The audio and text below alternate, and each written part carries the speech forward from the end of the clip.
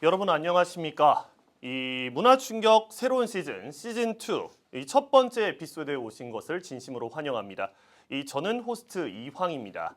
이 문화충격 시즌2는 최신 뉴스부터 라이프스타일 그리고 엔터테인먼트에 이르기까지 이 다양한 주제를 다루고 그 속에서 새로운 시각과 통찰을 발견하는 유니크한 프로그램입니다. 저희 쇼는 깊이 있는 토론과 그리고 다양한 관점 그리고 통찰력 있는 분석 등 이 구독자분들이 다양한 문화를 접근하기 쉽고 공감하게끔 만들 예정입니다. 그리고 무엇보다도 재미도 놓치지 않겠다는 점 약속드리겠습니다. 그럼 이제 저와 함께할 멋진 동료들을 소개를 하겠습니다. 먼저 원용석 님입니다. 네, 저는 라디오 코리아 디지털 뉴스 팀장을 맡고 있는 원용석입니다. 문화충격 시즌 1에 이어서 시즌 2 공동 진행을 맡게 됐습니다. 여러분의 많은 성원 부탁드립니다.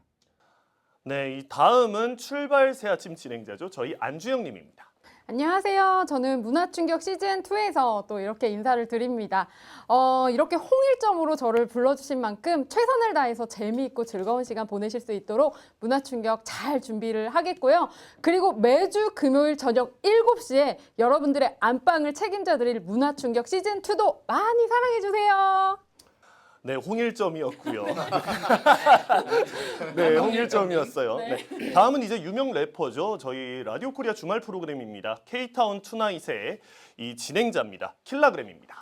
네, 안녕하세요. 저 주말을 책임지고 있는 6시부터 8시까지 K-타운 투나잇의 킬라그램입니다. 저는 문화충격에서 일단 함께 하게 돼서 너무 영광이고요. 제가 문충으로 라디오 코리아를 시작하게 됐었는데 이렇게 시즌2에 불러주셔서 너무 감사드리고요. 그리고 저는 오늘 재밌는 걸 많이 준비했으니 기대해주세요. 자, 이제 각자 가지고 있는 독특하고 매력적인 시각에서 여러분들의 새로운 인사이트를 제공해드릴 예정이니까요. 많은 관심 부탁드리겠습니다. 문화충격 시즌2 시작하겠습니다.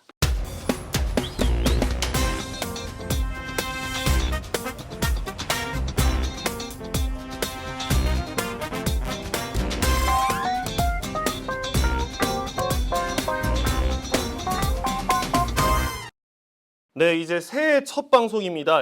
문화충격 시즌2 전 세계 그리고 캘리포니아주, 미국, LA, 한인타운에서 주목되고 있는 이슈들 한 번씩 짚어보겠습니다. 먼저 첫 번째 이슈입니다. LA 다운타운 노숙자 밀집 지역이죠. 스키드로우에서 2대에 걸쳐서 마켓을 운영해온 한인 마켓. 그 노숙자들에게 온정을 전했던 마켓인데요. 피플스 마켓이 비영리 단체에 매각됩니다. 데니 박 씨입니다. 업주 데니 박 씨는 SNS 인스타그램을 통해서 부모와 자신 2대에 걸쳐서 지난 29년간 운영해오던 피플스 마켓을 비영리 단체, 흑인 비영리 단체에 매각한다고 밝혔습니다. 박 씨는 인스타그램을 통해서 은퇴에 대한 정의와 함께 흑인 비영리 단체인 크리에이팅 저스티스 LA가 피플스 마켓을 인수한다고 밝혔습니다. 크리에이팅 저스티스 LA는 기독교 힙합을 바탕으로 스무디를 판매를 하면서 인종차별 등과 맞서며 차세대 지원 그리고 커뮤니티 융합을 목표로 하는 흑인 비영리 단체입니다. 4.29 폭동으로 운영했던 인쇄업이 파산을 하고 데니 박 씨의 어머니 메이 박 씨와 그리고 고인입니다. 아버지인 밥 박 씨는 지난 1995년 LA 다운타운 스키드로의 한 마켓을 인수를 하게 되는데요. 베스트 마켓이라는 이름으로 시작한 이 마켓은 지난 29년간 스키드로우에서 온정을 전했던 온정의 시작이었습니다.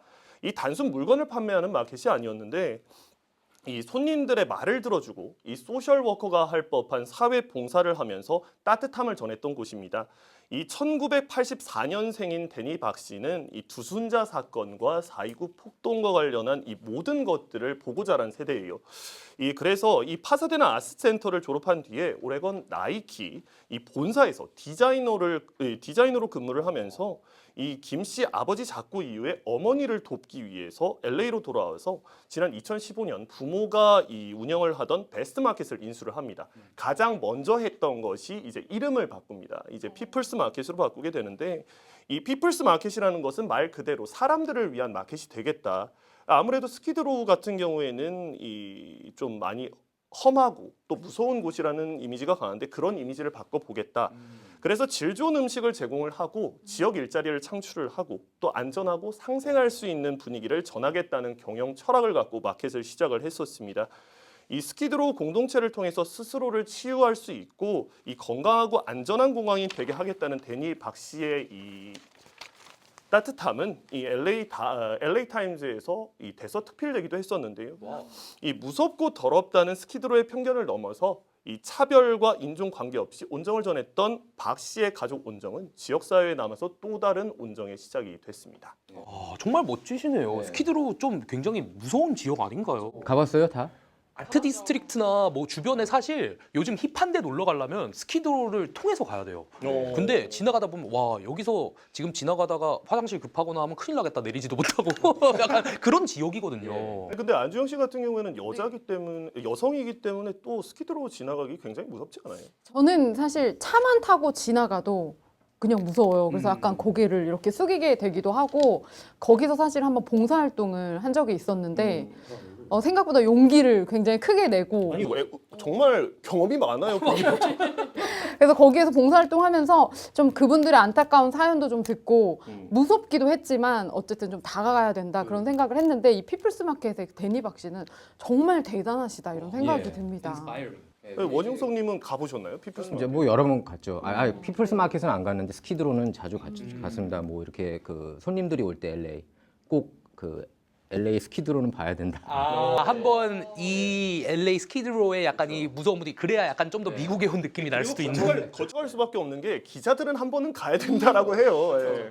그리고 뭐 베벌리힐스, 산타모니카, 뭐 말리부 이렇게 좋은 데도 많지만 그 이면에 어두운 면도 있잖아요. LA가 효과배. 그래서 많이 어둡죠. 보면은 다들 이렇게 큰 충격을 받더라고요. 야, 미국에 어떻게 이런 곳이 있을 수가 있나. 예. 그냥 말로만 들었던 홈리스인데 실제로 보면 와 이건 정말 심각하다는 생각이 들 정도잖아요. 정말 재미있는 게 제가 오늘 아침에 한국에서 요즘 제 친구분이 아는 분이 이 아나운서 하시는 분인데 정말 스키드로우가 그렇게 위험하냐고 오늘 아침에 연락이 왔거든요. 네, 근데 제가 그랬어요. 정말 위험하다고. 근데 스키드로우 같은 경우에는 이제 저희들은 잘 알죠. 왜냐하면 이 패션 디스트릭 옆에 있고 또 그 말씀하셨던 대로 이 다운타운에서 이스트 LA 쪽으로 넘어가려면 거기를 안 지나칠 수가 없단 말이에요. 그렇기 때문에 그 유명한 곳이고 또한 이 그 바로 위에 자바 시장이 있지 않습니까? 네, 그렇기 때문에 뭐 아까 저희가 사전 녹화 전에 말을 했지만 이 오후 3시가 지나면 보통 이제 자바 시장에 계시는 업주분들이 문을 닫잖아요. 그 이후에는 거의 뭐 할렘이나 다름이 없다라고 할 근데 정도로. 여자들은 아예 안 걸어 다니더라고요. 3시쯤부터는. 거기는 추천하지 않죠. 네, 네. 그렇죠. 그리고 지금은 더더욱 이제 펜타닐 뭐 이런 마약 문제가 더더욱 심각해져서 맞습니다. 이 인구가 더 늘어나고 있다 스키드로 그렇게 얘기를 하더라고요. 예. 스키드로우를 몰리는 인구가 지금 생겨나고 있군요. 더 커지고 있다고 그렇게 얘기를 하고 있어 오히려 작아지지가 않고 그래서 안타깝습니다. 그래서 이런 거. 뭐 좀 데니 박 씨의 이 온정이 또 이 그 크리에이팅 저스티스 LA를 통해서 계속 이어지기를 또 기대를 해보겠습니다. 네, 너무 좋은 분들이 또 많다는 것도 리마인드가 되네요. 네. 그럼 이게 안타까운 거 아니에요? 그 어쨌든 이제 그러면 흑인 비영리 단체가 이거 매수하면서 이게 어떻게 계속 이제 어떻게 되는 거죠? 흑인 비영리 단체에서 인수를 하게 되면서 이제 다시 이거를 계속 이어 나간다는 거죠. 예, 근데 너무 힘들어서 못 하겠다. 너무 힘들어서. 네. 자, 이제 다음 이슈 한번 짚어보겠습니다. 자, 이스라엘과 팔레스타인 무장단체 하마스 전쟁. 이게 정말 안타까운 게 부상을 당했는데 고칠 수가 없고 삶과 죽음의 기로에 놓여져 있는 가자 지구의 주민들 얘기입니다. 자, 이스라엘과 팔레스타인 무장단체 하마스 간 전쟁으로 가자 지구는 그야말로 생지옥인데요. 이 공습과 폭격의 모든 인프라는 무너졌고 이 가운데서도 가장 중요한 병원들은 이 문을 연 곳이 이제 몇 곳 남지 않았습니다. 이 AP통신에 따르면 가자 지구 내 병원 36곳 가운데 9곳만이 지금 운영을 하고 있는데 그 9곳도 의료나 또 의료 서비스 제공이나 지금 수술은 기대하기 힘든 상황이라고 합니다. 이 때문에 이 폭격과 공습 등에 따른 부상을 입은 주민들이 상처를 입게 되면 치료할 수가 없기 때문에 앞서서 말씀드렸지만 삶과 죽음의 기로에서 둘 중에 하나를 선택해야 되는 것이죠. 이 한 예를 들어보면 가자 지구에 거주하는 올해 22살의 이 사이마 나바히는 공습으로 이 발목 부분에 부분 절단 부상을 당했다고 합니다. 그런데 이 의사는 생존을 위해서 폐혈증 치료가 아니라 왼쪽 다리를 절단을 하자라고 얘기를 했다고 해요. 그런데 나바이는 무릎 아래 이 15cm를 그래서 절단을 했다고 합니다. 이 올해 54살 나왈 자베르도 또 이 지난달 이스라엘 공습으로 집이 파괴가 되면서 이 얻은 부상으로 양쪽 다리를 절단을 했다고 합니다. 이는 가자 지구내 의료진 입장에서도 마찬가지인데 이송된 환자들을 치료하자는 것이 이제 의료진이지 않겠습니까? 그런 이제 목적을 가지고 이 그 가자 지구에서 주민들을 돕고 있는데 의료진은 치료가 아니라 죽음 또는 절단 둘 중에 하나를 결정을 해야 된다라는 선고를 내려야 하는 상황이기 때문에 굉장히 스트레스가 심하다고 하고요. 지금 그리고 일반적인 상황이라면 팔, 다리에 부상을 입더라도 이 절단이 아니라 이 고칠 수가 있는 게 보통 일반론인데 지금 가자 지구 내에서는 병원에서는 이송된 뒤에 워낙에 중환자들이 밀려들다 보니까 계속해서 그런 이제 단순 부상자들은 이제 뒤로 밀려나는 것이죠. 그렇기 때문에 이제 그 부상자들이 골든 타임을 놓치는 겁니다. 이 앞서서 말씀드렸던 나바히는 알 아크사 병원으로 이송이 돼서 이 상처 부위를 봉합을 하고 치료를 그러니까 이제 긴급 치료를 받았지만 이 병원에 부상자가 계속 몰려들었기 때문에 이 결국 의료진 관심에서 밀려났다고 하는데요. 이 그 사이에 나바힌의 다리는 검게 변했고 그것이 이제 폐혈증 진단을 받았던 겁니다. 이 나바히는 인생 자체가 전체가 변했고 그리고 어디를 가려면 이제는 누구의 도움 없이는 갈 수 없다는 안타까움을 전했는데요. 이 가자지구 남부 칸 유니스의 나세르 병원에서 일했던 의사 주르델 프랑스와는 이렇게 말합니다. 다리가 으스러졌지만 다른 환자들에 밀려서 수술을 받지 못해서 어린 소녀가 그날 밤 결국 사망했다라는 안타까운 소식을 전하기도 했습니다. 이어 폐혈증 때문이었던 것 같다고 밝히면서 매일 10명의 환자들이 몰려들고 있어서 삶과 절단의 기로에서 힘든 선택을 해야만 한다라고 전했고요. 이 최근 가자 지구 내 여러 병원을 둘러본 이 세계보건기구 WHO 직원들도 이렇게 말합니다. 정말 이 병원이 가자 지구 내에서 일어나고 있는 모든 최악의 상황들의 집합소다라고 얘기를 합니다. 자, 이 부분에 대해서 지금 뭐 좀 원영석님은 어떻게 생각하세요? 대부분 이제 팔레스타인 사람들이 이렇게 다치는 건 아닙니까? 지금 사실 유대인들, 이스라엘 유대인들보다. 그래서 뭐 이스라엘하고 하마스 전쟁에서 뭐 누가 옳으냐, 누가 그르냐 이런 걸 따지기 전에 이렇게 그 희생자들, collateral damage라고 그러죠.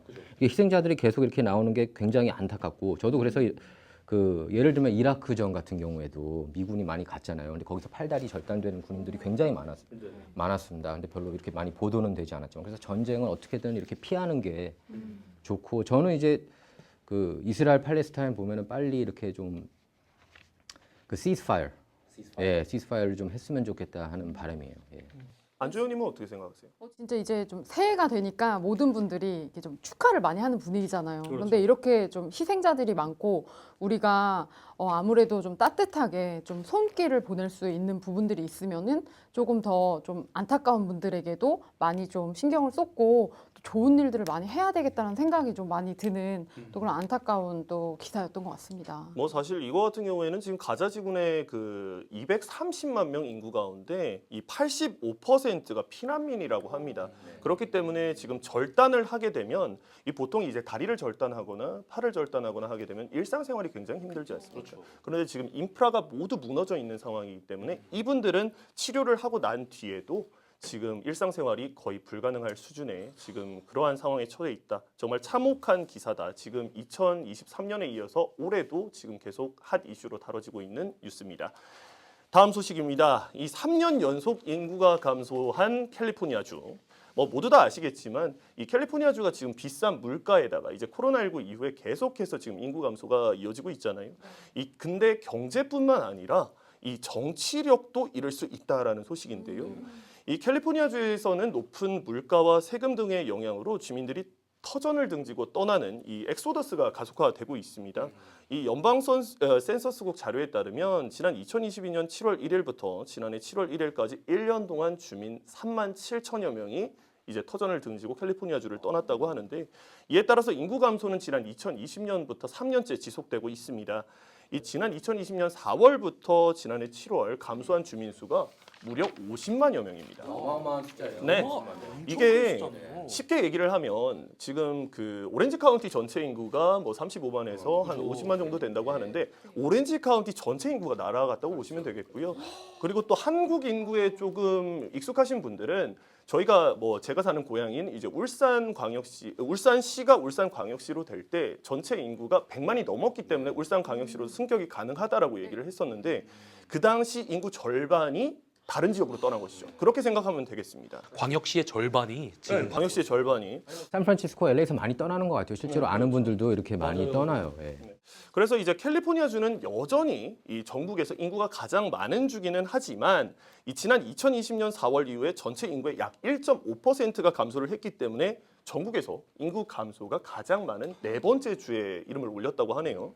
이 같은 기간 뭐 방금 말씀하셨지만 아이다호나 사우스캐롤라이나 그리고 플로리다주 등은 전국에서 인구가 가장 많이 늘어난 주로 꼽혔다고 합니다. 이러한 추세가 지속되면 노동 인구 감소로 경제에 큰 타격이 되겠죠, 당연히. 인구 늘어난 주는 좀 약간 보수적인 주 같네요. 네, 그렇죠. 어쨌든. 예. 예. 근데 문제는 경제뿐만이 아니라 방금 말씀하신 대로 정치적 영향력도 이렇게 되는 거예요. 이 비영리 단체 정치 연구기관인 브레넌 센터 포 저스티스는 이 캘리포니아주 인구 감소가 하나의 트렌드로 자리를 잡고 있다고 말을 했는데요. 이어서 오는 2030년 연방 하원 의석수가 현 52석에서 48석으로 줄어들 수 있다라고 얘기를 합니다. 4개가 줄 수 있다는 거예요. 6년 내에 무려 4개가 준다는 것이죠. 크네요. 다만 인구 감소폭이 코로나19 이후에 지금 다시 반등할 수 있는 기회가 있기 때문에 이 의석수는 줄어드는 의석수는 4석에서 2석으로 줄어들 수 있다. 그러니까 다시 말해서 이 52석에서 48석으로 줄어드는 것이 아니라 52석에서 50석으로 줄어들 수 있다. 자, 그런데 이 캘리포니아주 연방 하원 의석수는 최고 53석까지 늘어났었다가 지난 2021년 이 52석으로 한 석이 줄어들었습니다. 네, 이 브레넌 센터 포 저스티스의 앞선 예상이 들어맞는다면 방금 원영석님께서 말씀하셨듯이 캘리포니아주 인구 감소가 특히 이 민주당의 타격이 될 것이다라고 전망을 하고 있는데 이 방금 말씀하셨지만 LA 카운티나 베이 지역, 샌프란시스코 북가주 지역이죠. 이 대도시 광역권 지역에서는 좀 더 인구 감소가 두드러지고 있습니다. 근데 인랜드 엠파이어나 센트럴 밸리 같은 지역에서는 오히려 인구가 늘어났거든요. 또 좀 보수적이죠. 다시 보면, 다시 정리를 해드리면 LA 카운티나 베이 지역은 사실 민주당 강세 지역입니다. 그런데 인랜드 엠파이어나 이 센트럴밸리 같은 경우에는 공화당 강세 지역이에요. 그래서 아까 말씀드렸지만 뭐 사우스캐롤라이나나 아니면 플로리다주도 지금 공화당 강세 지역이고요. 따라서 민주당 강세를 보이는 지역에서 인구 감소가 심화하고 이 공화당 강세 지역에서는 이 인구 감소가 덜한 편이다라고 정리를 할 수가 있겠는데 그런데 지금 샌프란시스코 카운티에서는 계속 인구가 감소를 하다가 최근에 0.58% 상승이 됐습니다. 그 이유는 코로나19로 다시 이제 물가가 안정이 되면서 이제 다시 인구가 감소폭이 줄어들었다.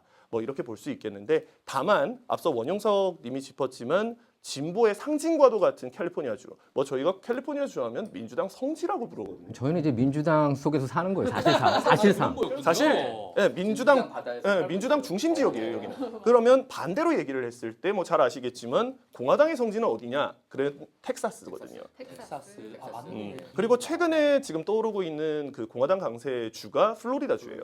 근데 문제는 플로리다주와 텍사스주에서는 계속 인구가 늘어나고 있다. 그러니까 사람들이 다 여기를 피해서 저쪽 그쪽으로 가는 것 같은데요. 제가 뭐 여기는 쓰지를 않았지만 뭐 지금 캘리포니아주도 캘리포니아주인데 뉴욕주에서도 지금 계속해서 인구가 감소하고 있거든요. 근데 지금 보면 뉴욕주는 민주당 강세 지역이다.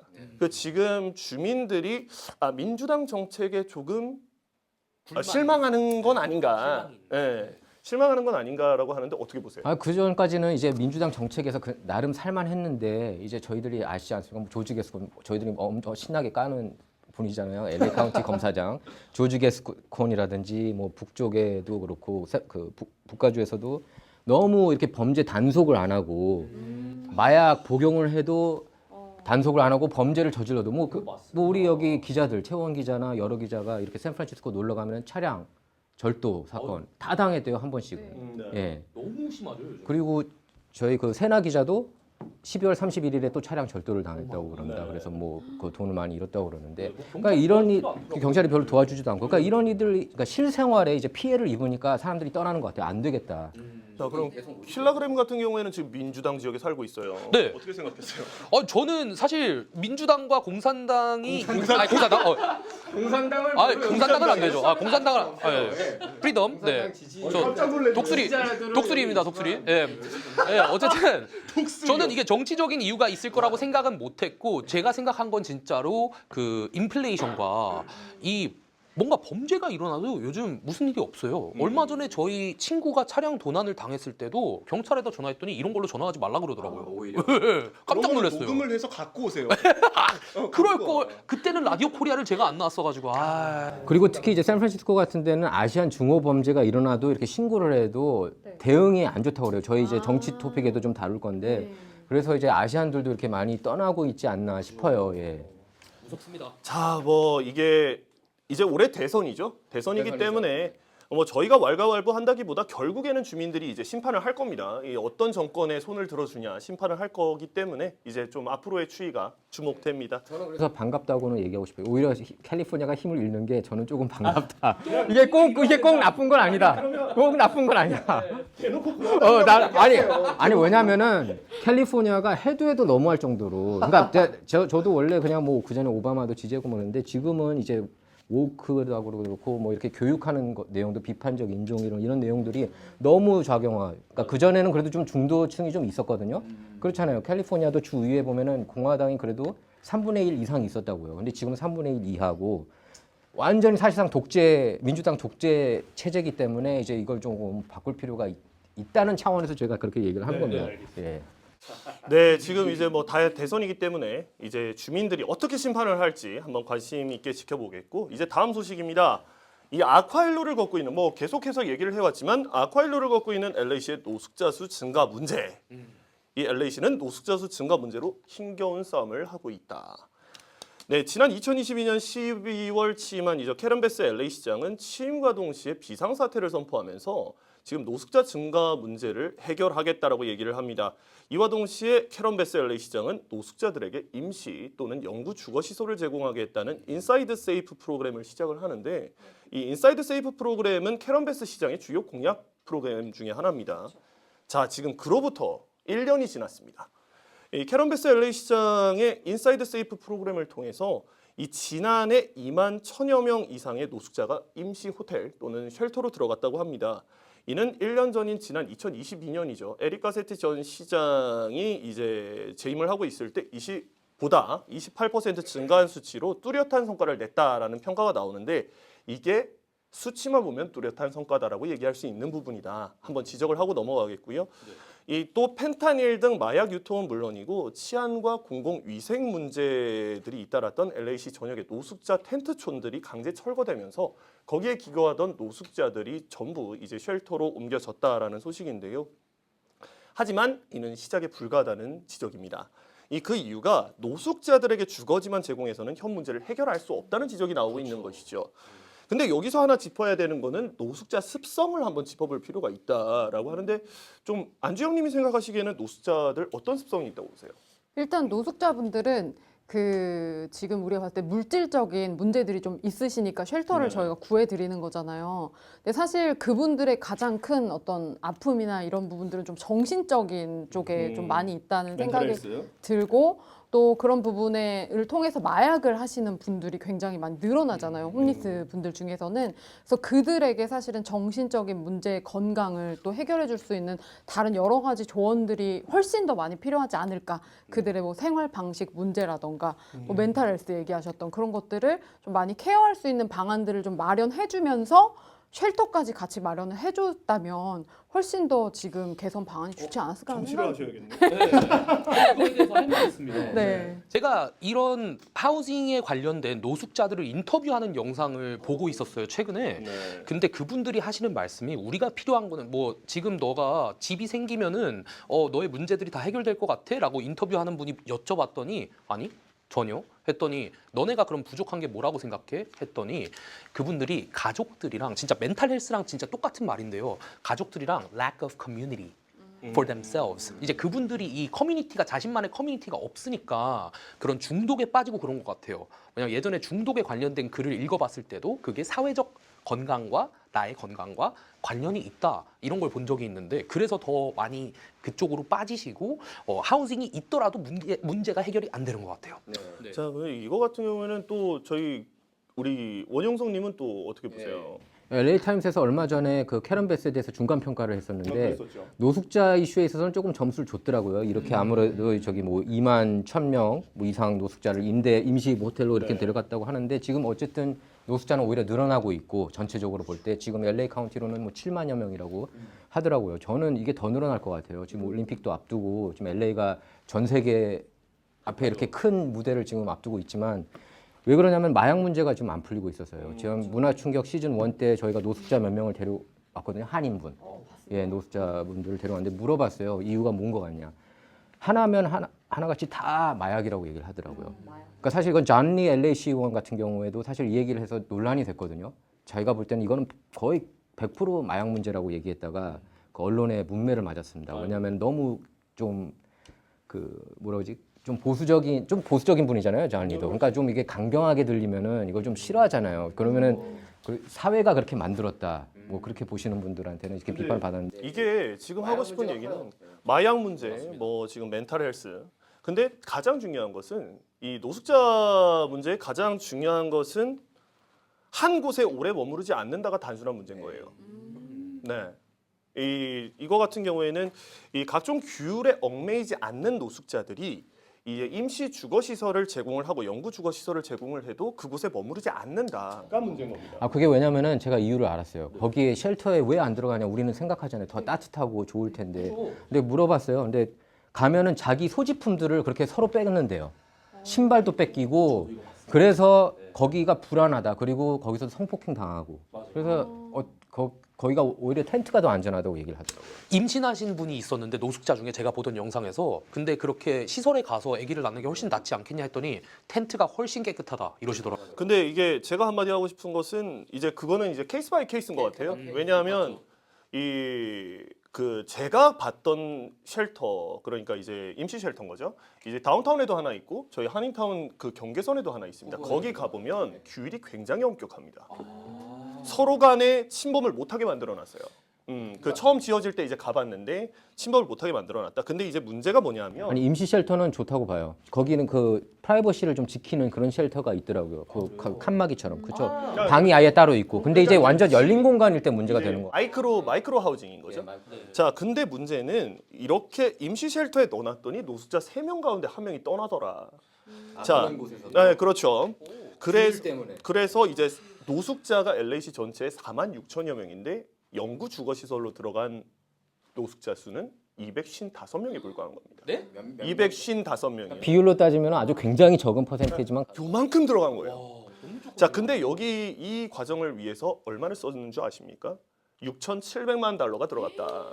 네. 왜냐하면 얼마 전에 그런 보도가 나왔잖아요. 그 노숙자 유닛 한 개 만드는데 83만 달러가 들어갔다고. 그럼 웬만한 집 한 채보다 비싸요. 그거 다 저희가 낸 건가요?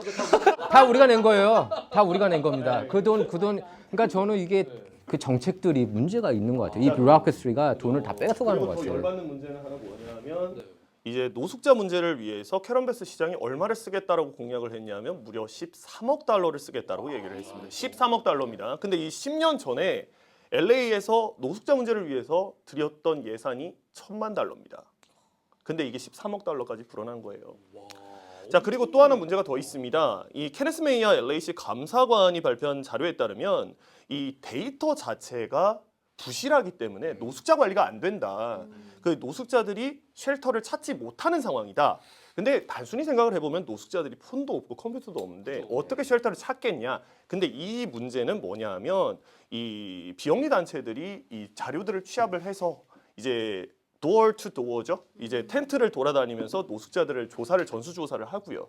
이제 가가호 방문을 해서 그래서 이제 그 데이터들을 차곡차곡 쌓아서 이 노숙자들을 어디 배정하겠느냐라고 하는 겁니다. 근데 그 데이터 자체가 지금 취합이 안 돼 있는 거예요. 그렇기 때문에 지금 이 노숙자 문제 자체가 해결이 되지 않는다라고 지금 케네스 메이아 LA시 감사관이 지적을 한 것인데 좀 집을 예로 들어보겠습니다. 집을 지을 때 단순하게 생각을 하면 저희가 먼저 땅을 사지 않습니까? 그죠. 땅을 사고 다음 뭐 하죠?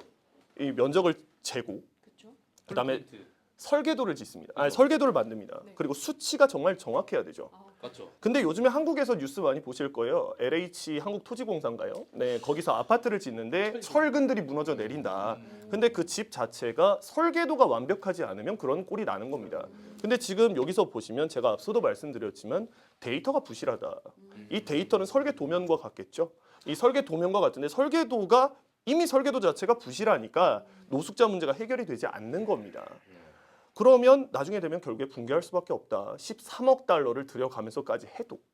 아니 근데 이게 싼 모델들도 있었다고 그러더라고요. 예전에 그 LA 카운티 출마했던 정찬용 변호사 같은 경우에는 뭐 모듈라 모델이라고 훨씬 더 저렴하게 할 수 있는데 왜 이렇게 비싼 루트를 가느냐. 그게 다 그 로비래요. 로비가 왔다 갔다 하고 뭐 건축 회사들하고 이렇게 그 후원금을 또 이렇게 주지 않습니까? 정치인들한테. 그런 쪽으로 이게 돈 자금이 이렇게 간다고 그런다. 우리 예산들이. 그래서 이 문제도 좀 심각하게 우리가 다뤄볼 필요가 있는 것 같아요. 근데 저는 여기서 하나 짚고 싶은 건 제가 이렇게 쭉 준비를 하면서 보면 어떻게 보면 지금 캐런 베스 현 시장을 비난하는 것 같이 들릴 수 있지만 하나 짚고 싶은 건 캐런 베스 시장 취임한 지 1년 채 안 됐어요. 아, 1년이 조금 넘었어요. 사실 이 문제는 베스가 취임하기 전부터 계속 왔다. 네, 에릭 가세티 시장 전임부터 계속 진행돼 왔던 문제이기 때문에 이번 문제 같은 경우에는 좀 더 지켜봐야 되지 않냐. 네. 근데 이렇게까지 아까 13억 달러 그 투입하겠다고 그랬잖아요. 베스 시장. 제가 볼 때는 근데 그게 이유가 뭐냐면은 LA 올림픽을 앞두고 있어서 그런 것 같아요. 2028년 전까지는 이거를 다 정리를 해야 되거든요. 어떻게든. 이거 망신이잖아요. 지금 이 모습 그대로 보면. 맞네요. 예, 시체 말고 그러면 뭐냐면 다시 여쭤보면은 LA에서 공화당 출신의 시장이 나올 수 있다고 보십니까? 저는 불가능하다고 보고 사실 이제 작년에 이제 재작년이죠. 리카루소가 출마하지 않았습니까? 부동산 재벌 여기 그로브도 소유하고 글렌데일 아메리카나도 이렇게 소유하시는 분인데 그 억만장자가 출마했지만 원래 공화당이었잖아요. 그렇죠. 그분이 이 공화당원이었다가 소속으로 나중에 바꿨죠. 출마하기 바로 일주일 전인가 민주당으로 그 당을 바꿔서 갈아타서 이렇게 출마했는데 공화당은 제가 볼 때는 여기는 사실상 불가능하고 심지어 잔리 LA 12지구 시의원 같은 경우에도 평생 공화당원이었거든요. 그러다가 몇 년 전에 무소속으로 바꿨잖아요. 그거는 제가 볼 때 LA에서 그만큼 공화당 이미지가 안 좋고 예, 브랜드에 제가 볼 땐 실패한 것 같아요. 특히 LA 남가주에서 공화당이 마케팅에서 너무나 실패했기 때문에 민주당한테 철저하게 밀리고 있지 않나 싶어요. 15명 중에 14명이 민주당원이니까 그죠. 뭐 할 말이 없죠. 알겠습니다. 뭐 지금까지 데니 박 씨의 사연 그리고 LA 그리고 캘리포니아주 그리고 지금 이스라엘과 하마스 간 전쟁 짚어봤는데요. 다음에도 이 중요 뉴스를 가지고 이 자리에서 다시 뵙겠습니다. 지금까지 메인 뉴스들 짚어봤습니다.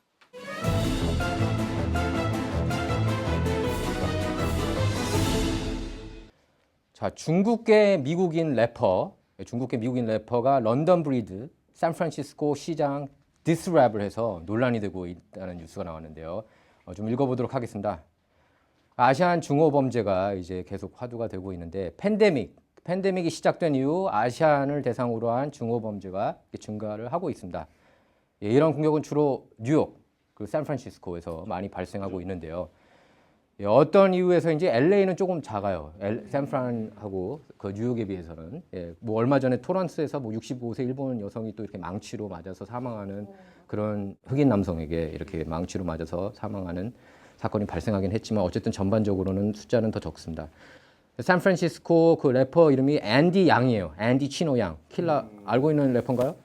저 알고 있진 않았는데 이번에 좀 최근에 이런 화제가 많이 돼서 좀 검색을 해보게 됐었어요. 네. 샌프란시스코 레스토랑 쿵푸드 오너이기도 한다고 하는데요. 이분 식당이 7번이나 이렇게 침입을 당했다고 합니다. 7번이나. 와. 그래서 여기에 지쳐가지고 또 동료 아시안들이 미국 이렇게 연방 정부, 뭐 로컬 정부 지원도 안 받고 이런 모습에 이제 분노를 했습니다. 화가 날 만하네요. 예, 그래서 샌프란시스코 시장 런던 브리드 흑인 여성 시장이에요. 런던 브리드를 광대, 클라운이라고 부르는 랩 뮤직비디오 샌프란시스코 우리 집 그걸 공개했는데 지금 가사 보면은 이제 I'm down with BLM 편이기도 하다. 흑인 사회에 신경 쓴다. 하지만 우리 할아버지, 할머니가 이렇게 공격당하고 죽임을 당하고 이런 일이 버젓이 일어나고 있다. 여기에 분노하고 있고 흑인 사회도 같이 분노해야 되는 것 아니냐 그렇게 반문을 하는 그런 뉘앙스예요. 랩을 보면. 근데 저는 이제 이 시쳇말로 샌프란시스코를 역같이 운영한다 이런 얘기를 하는 거예요. 이거 그래서 광대라고 표현을 한 거고 이렇게 하기 때문에 이렇게 아시안 커뮤니티가 타겟이 돼서 공격을 당하는 것 아니냐. 예. 그런 것 같습니다. 아까 황 기자 첫 번째 이슈에서도 얘기를 했지만 그래서 인구도 이렇게 빠져나가는 게 아닌가 싶어요.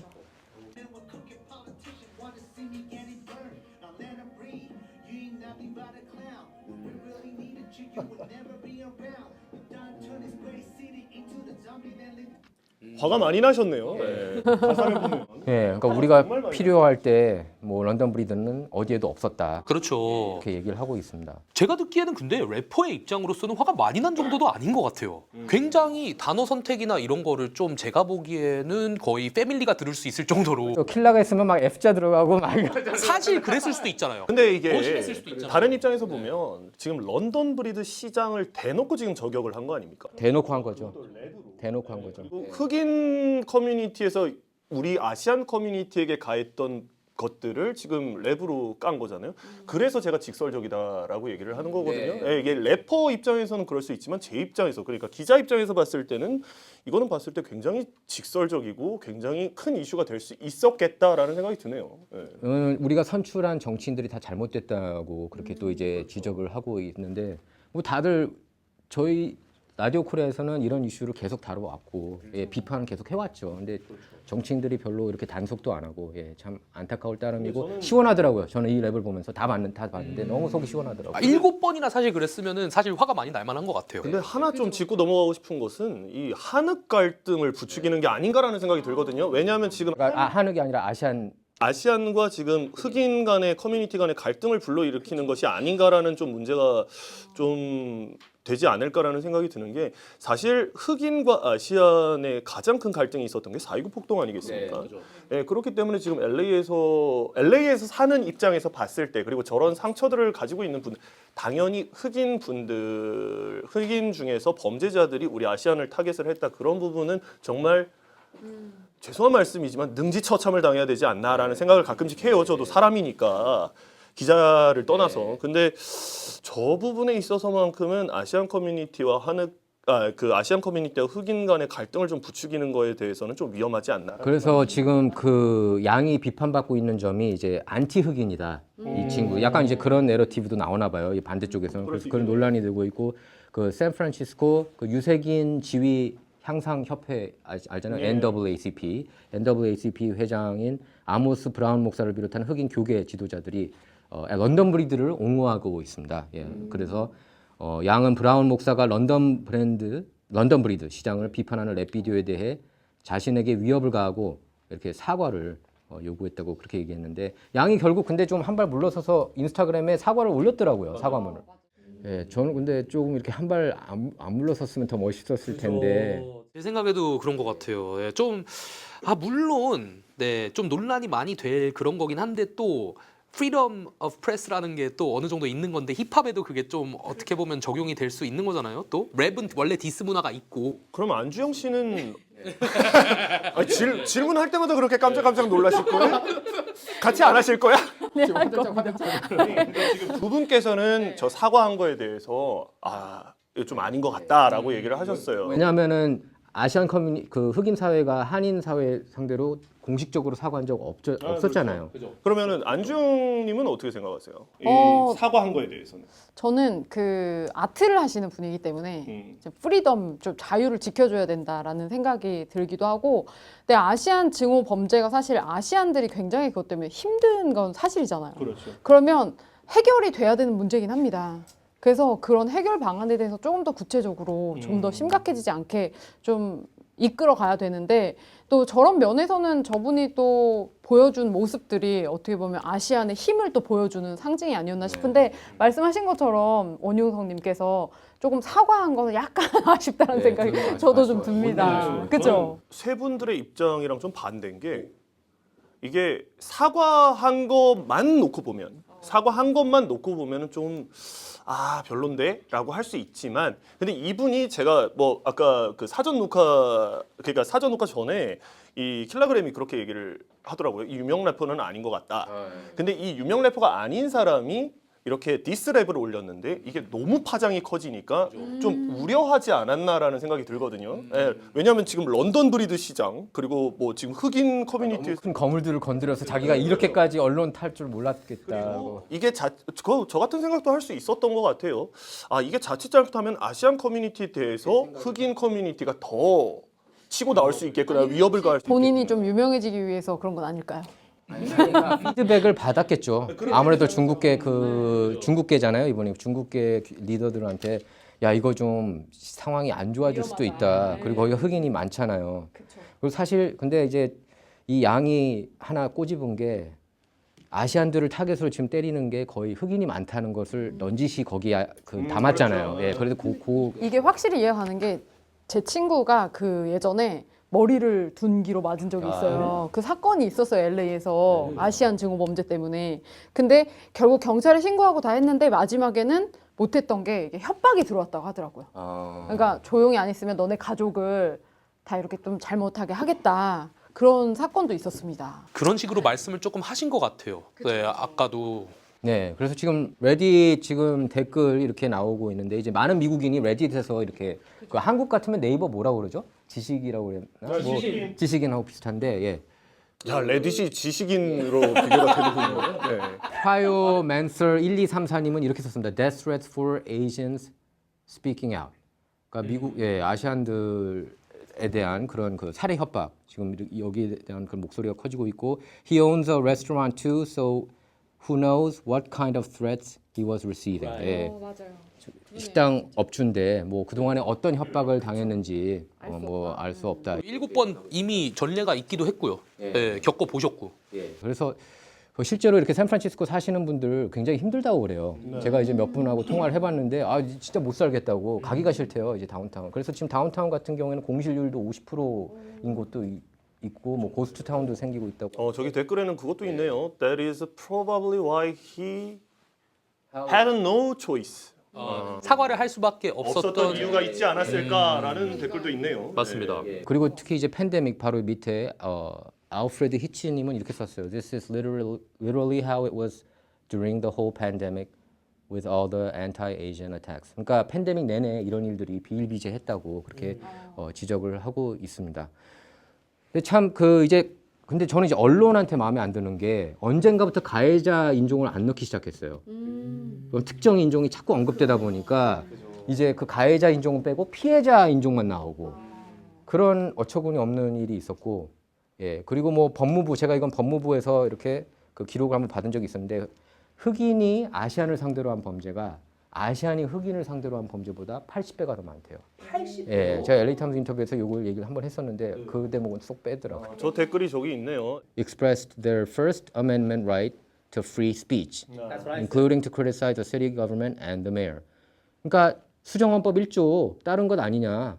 충분히 비판할 수 있는 거고 특히 선출직 이런 정치인들 당연히 비판할 수 있는 것 아니냐. 이제 수정헌법 1조로가 하면은 이제 언론의 자유를 보장하는 것이죠. 그렇죠. 네, 우리의 목소리는 보장이 되어야 한다라는 게 수정헌법 1조입니다. 예, 그러면서 the First Amendment is a fundamental right to everyone, even if that makes people uncomfortable. 사람들이 불편할 수 있어도 그건 우리의 권한이라는 겁니다. 수정헌법 1조는. 예, 그래서 not pleased that the mayor and her friends are pressuring him to take this video down. I consider that government-sponsored censorship. 그러니까 그 정치인들, 그러니까 시장하고 그 측근들이 이렇게 압력을 넣어서 비디오를 이렇게 다운시켰다고 하네요.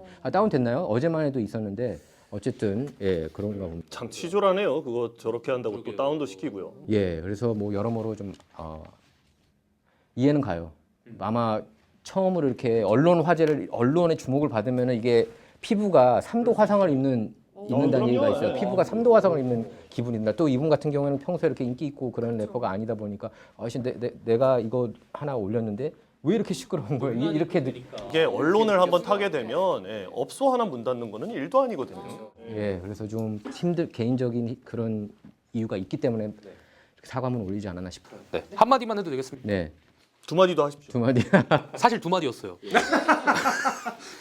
Freedom of press, not freedom oppressed. 좋네. 예, 맞아요. 예. 표현의 자유 그만큼 중요합니다. 예. 저는 속 시원했어요. 이 영상 보면서 하고 싶은 말을 이렇게 랩으로 굉장히 잘 했구나. 저도 그렇게 생각합니다. 저는 그 가족들이 좀 피해를 덜 봤으면 좋겠네요. 식당에 가고 싶어요. 찾아가서. 아, 이런 거 원래 돈줄 내줘야 되는데 그죠? 아, 돈줄 나왔네요. 식당에 한번 찾아가서 아, 고맙다 이 얘기 한마디 하고 싶어요. 우리 킬라그램님도 한번 랩으로. 그죠? 아시안 커뮤니티를 위해서 저도 노력을 해야죠. 진짜 음악하고 랩하는 사람들은 그런 의무가 어느 정도 있죠. 흑인 사회가 원래 그렇게 했잖아요. 뭐 그쵸. 저기 NWA나 이런 사람들이 그 랩을 통해서 흑인 사회의 비애를 이렇게 노래한 것처럼 그래서 더 이해가 안 가요. 랩 문화는 또 흑인 문화인데 그래서 랩 문화에서 그 디스하는 문화는 너무나도 자연스러운 문화인데 이렇게 나온다는 게 저는 조금 이해가 안 갑니다. 자기네들이 이제 당하는 입장이니까 싫은 거야. 그렇게밖에 저는 이해가 안 가요. 혹시 아주 날카롭게 이렇게 지적을 하니까 그건 또 싫은 거야. 원래 그런 것도 있지 않습니까? 남이 하면 불륜이고, 남이 하면 불륜이고, 제가 하면 로맨스고. 내로남불. 맞습니다. 정리 잘해주셨네요. 네. 자, 두 번째 이슈로 들어갈 텐데요. 그 아마 전기차들 다 관심이 많으실 거예요. 아, EV. 오너시잖아요. 예. 네? 전기차 몰고 다니나요? 아니에요. 전기차 아니에요. 황님도 오너잖아요. 그 주식.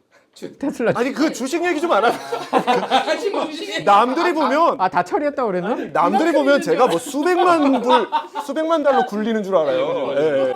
조금씩 갖고 있는. 용돈벌이 하고 있는 거예요. 용돈벌이. 저희 미국에서는 이제 테슬라 이렇게 얘기 많이 하고 있는데 사실 테슬라보다 더 큰 기업이 지금 나왔습니다. 예, 그래서 지금 얘기를 여러분께 전해드릴게요. 자, 테슬라하고 그 설립자 일론 머스크를 모르는 사람은 없죠 세상에서.